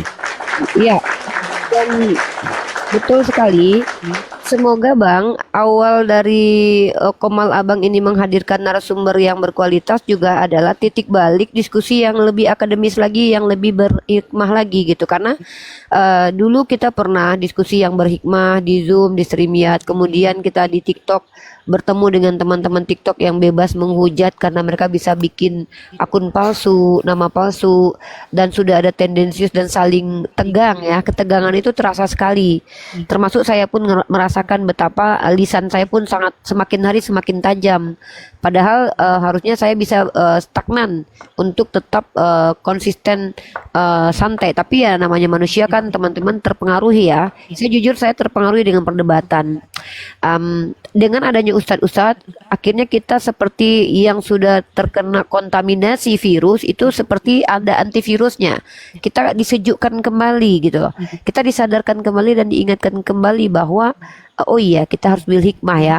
Nah mungkin seperti itu dengan kehadiran Ustadz Nababan, para apologet-apologet yang sudah terlanjur keras hatinya karena berdebat, keras lisannya karena berdebat. Contohnya saya nggak bilang orang lain ya. Itu bisa belajar lebih sopan, lebih santun, lebih bil hikmah, lebih kasih gitu. Nah itu jadi ini keuntungan ada ustadz-ustadz kita. Ada Ustadz Diri Sulaiman, ada Ustadz Nababan.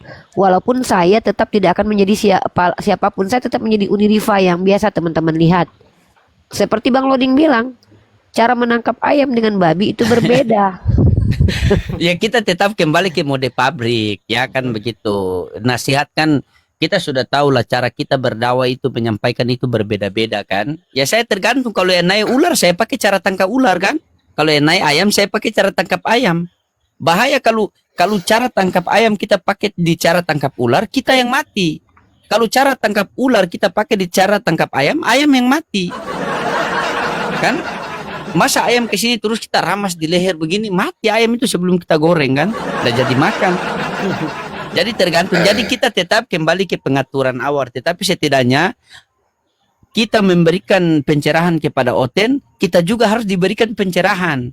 Karena kawan saya Uni, dia selalu tukar pikiran dengan kawannya itu, pulang-pulang pikirannya hilang. Nah itu yang saya takutnya. Itu yang saya takutnya.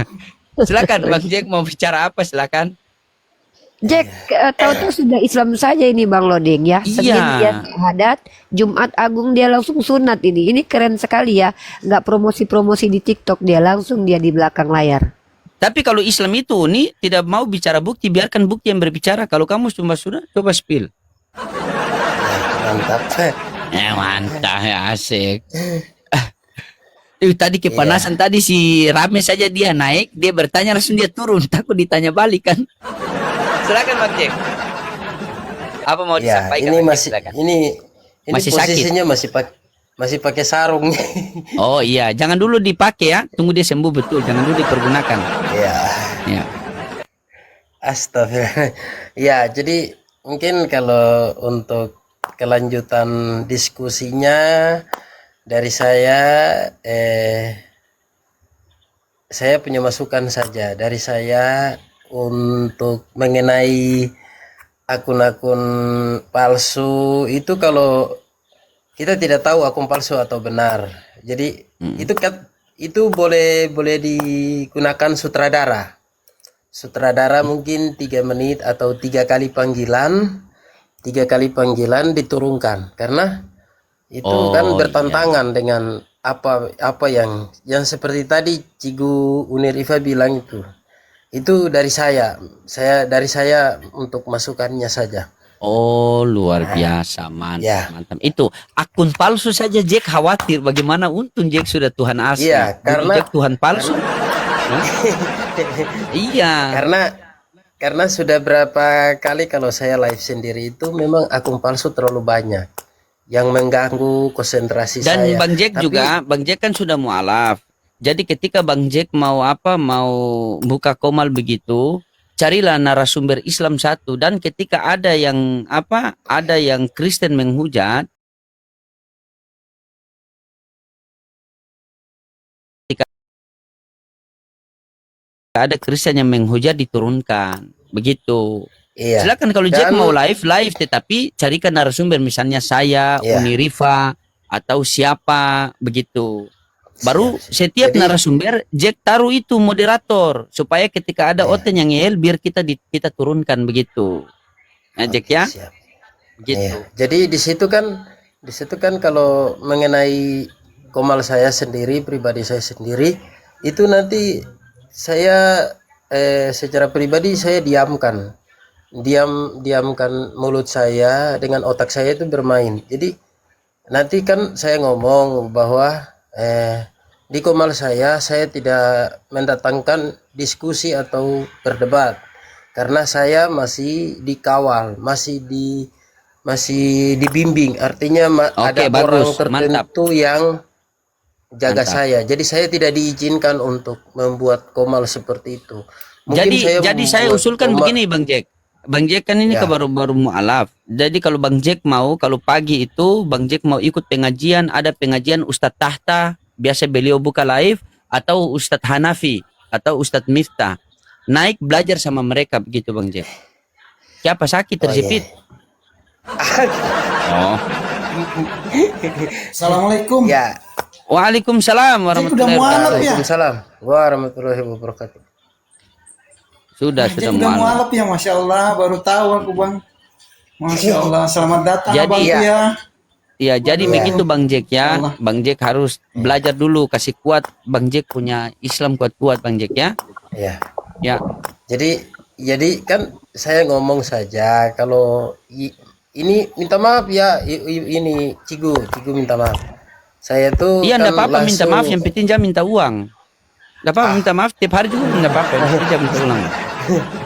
Jadi saya tuh Silakan, langsung silakan. ngomong saja. Saya Ya. langsung ngomong bahwa saya masih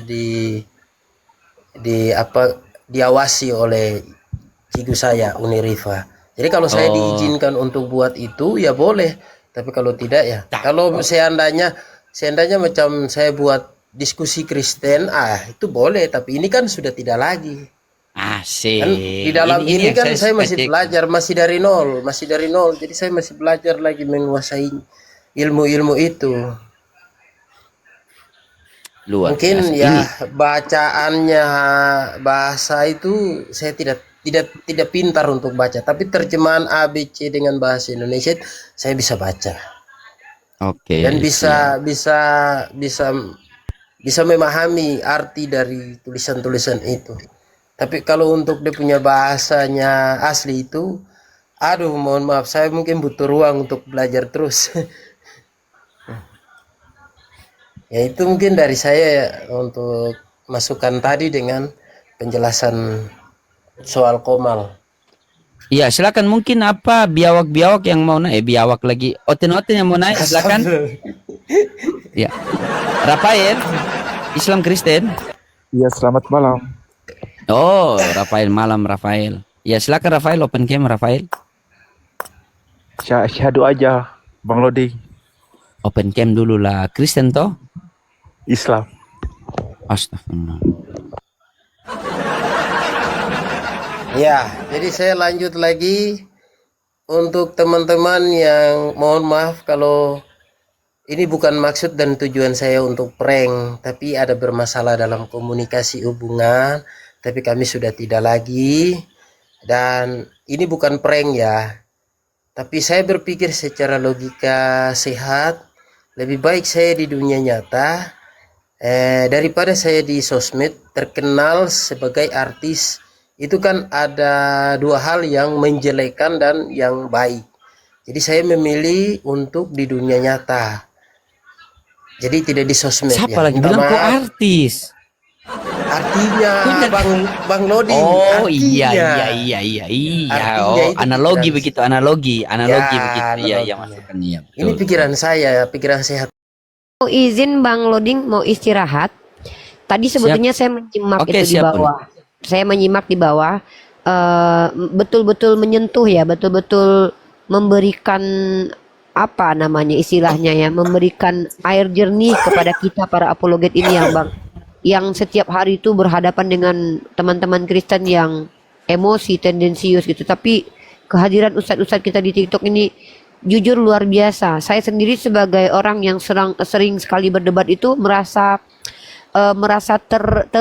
terjernihkan pikirannya gitu loh. Semakin diingatkan, oh ya kembali Rifa, kita berdakwah. Luar biasa. Saya berterima kasih banyak kepada Ustadz Nababan, Ustadz Diri Sulaiman yang mengingatkan saya secara pribadi bahwa kita apologet itu adalah pendakwah, bukan hanya sekedar orang yang mementungi kepala binatang-binatang yang menghujat Nabi kita, tapi juga kita mengajak mereka untuk pengajaran yang baik dan berhikmah. Mungkin seperti itu. Saya izin turun Bang Loding. Semoga Allah merahmati Siap kita nih. semua. Ya, jadi Semoga siap. Jack Jadi istiqomah ya dalam hidupnya. sebelum Cigu turun, saya mengaku siap untuk menjadi dokter bagi saudara-saudara kita yang Kristen. Insya Allah ya. Nanti saya tetap dampingi ya Jack ya. Tetap didampingi Jack. Karena perkara diskusi itu harus ada juga belajar seperti Bang Loding dan saya ya. Saya itu Jack Oke, siap, waktu mau berdiskusi itu lama nonton dulu, lama lihat dulu. Bang Loding juga begitu. Iya. Bang Loding itu sebelum masuk ke dunia debat dia duduk dulu di koma, dia dengarkan dulu, dia catat, dia perhatikan, dia simak. Dan artinya kita saling bersinergi. Insya Allah mudah-mudahan semakin banyak apologet Islam, semakin jaya Islam, semakin dekat hari-hari kedatangan Nabi Isa Al-Masih Putra Maryam. Jadi semakin masuk ke seluruh pintu-pintu rumah yang tak bisa dibantah lagi kebenaran Islam itu, insya Allah. Baik teman-teman, Bang Loding, Mpok Eva, Bunda Eva sayang, saya turun dulu ya, Bunda sayang. Sehat-sehat ya Uni ya. Makasih banyak Bunda Eva. Jun, Uni turun dulu ya Dek. Assalamualaikum warahmatullahi wabarakatuh. Semuanya sehat. Waalaikumsalam warahmatullahi Waalaikumsalam warahmatullahi wabarakatuh. Ya, Jack mualafnya kapan, Jack? Hari Senin, Hari Senin, luar biasa. jam 7 pagi. Minggu kemarin. Jam 7 pagi. Ya. Di luar biasa kamu ya, luar biasa. Tapi sekarang kamu sudah pokoknya istiqomah ya, Jack ya. Istiqomah terus, ya belajar terus. Begitu. Siapa tahu dengan mualafnya kamu itu bisa menjadi asbab hidayah buat saudara-saudara yang lain. Amin, amin, amin. Amin. Silakan Po. Ada yang mau disampaikan buat teman-teman semua, dibantu follow-follow dulu akun semua di atas ya. Ini teman-temannya semangat. Insya Allah bulan depan kita gaskan lagi ya. Kita gas lagi. Kalau ada di Papua yang mau gerejanya siap, saya datang ke Jack, kita sama-sama kasih diskusi di Papua sana Jack. siap. Kau belum ke Jakarta Kak Jack? Sudah pernah 3 kali. Bukan belum ke Jakarta, bukan kapan ke Jakarta. Masih ada sisa-sisa sedikit. Belum. Semoga selanjutnya belum ada rencana. Ya. Iya. Ya silakan buat teman-teman Kristen yang ada di pos silakan.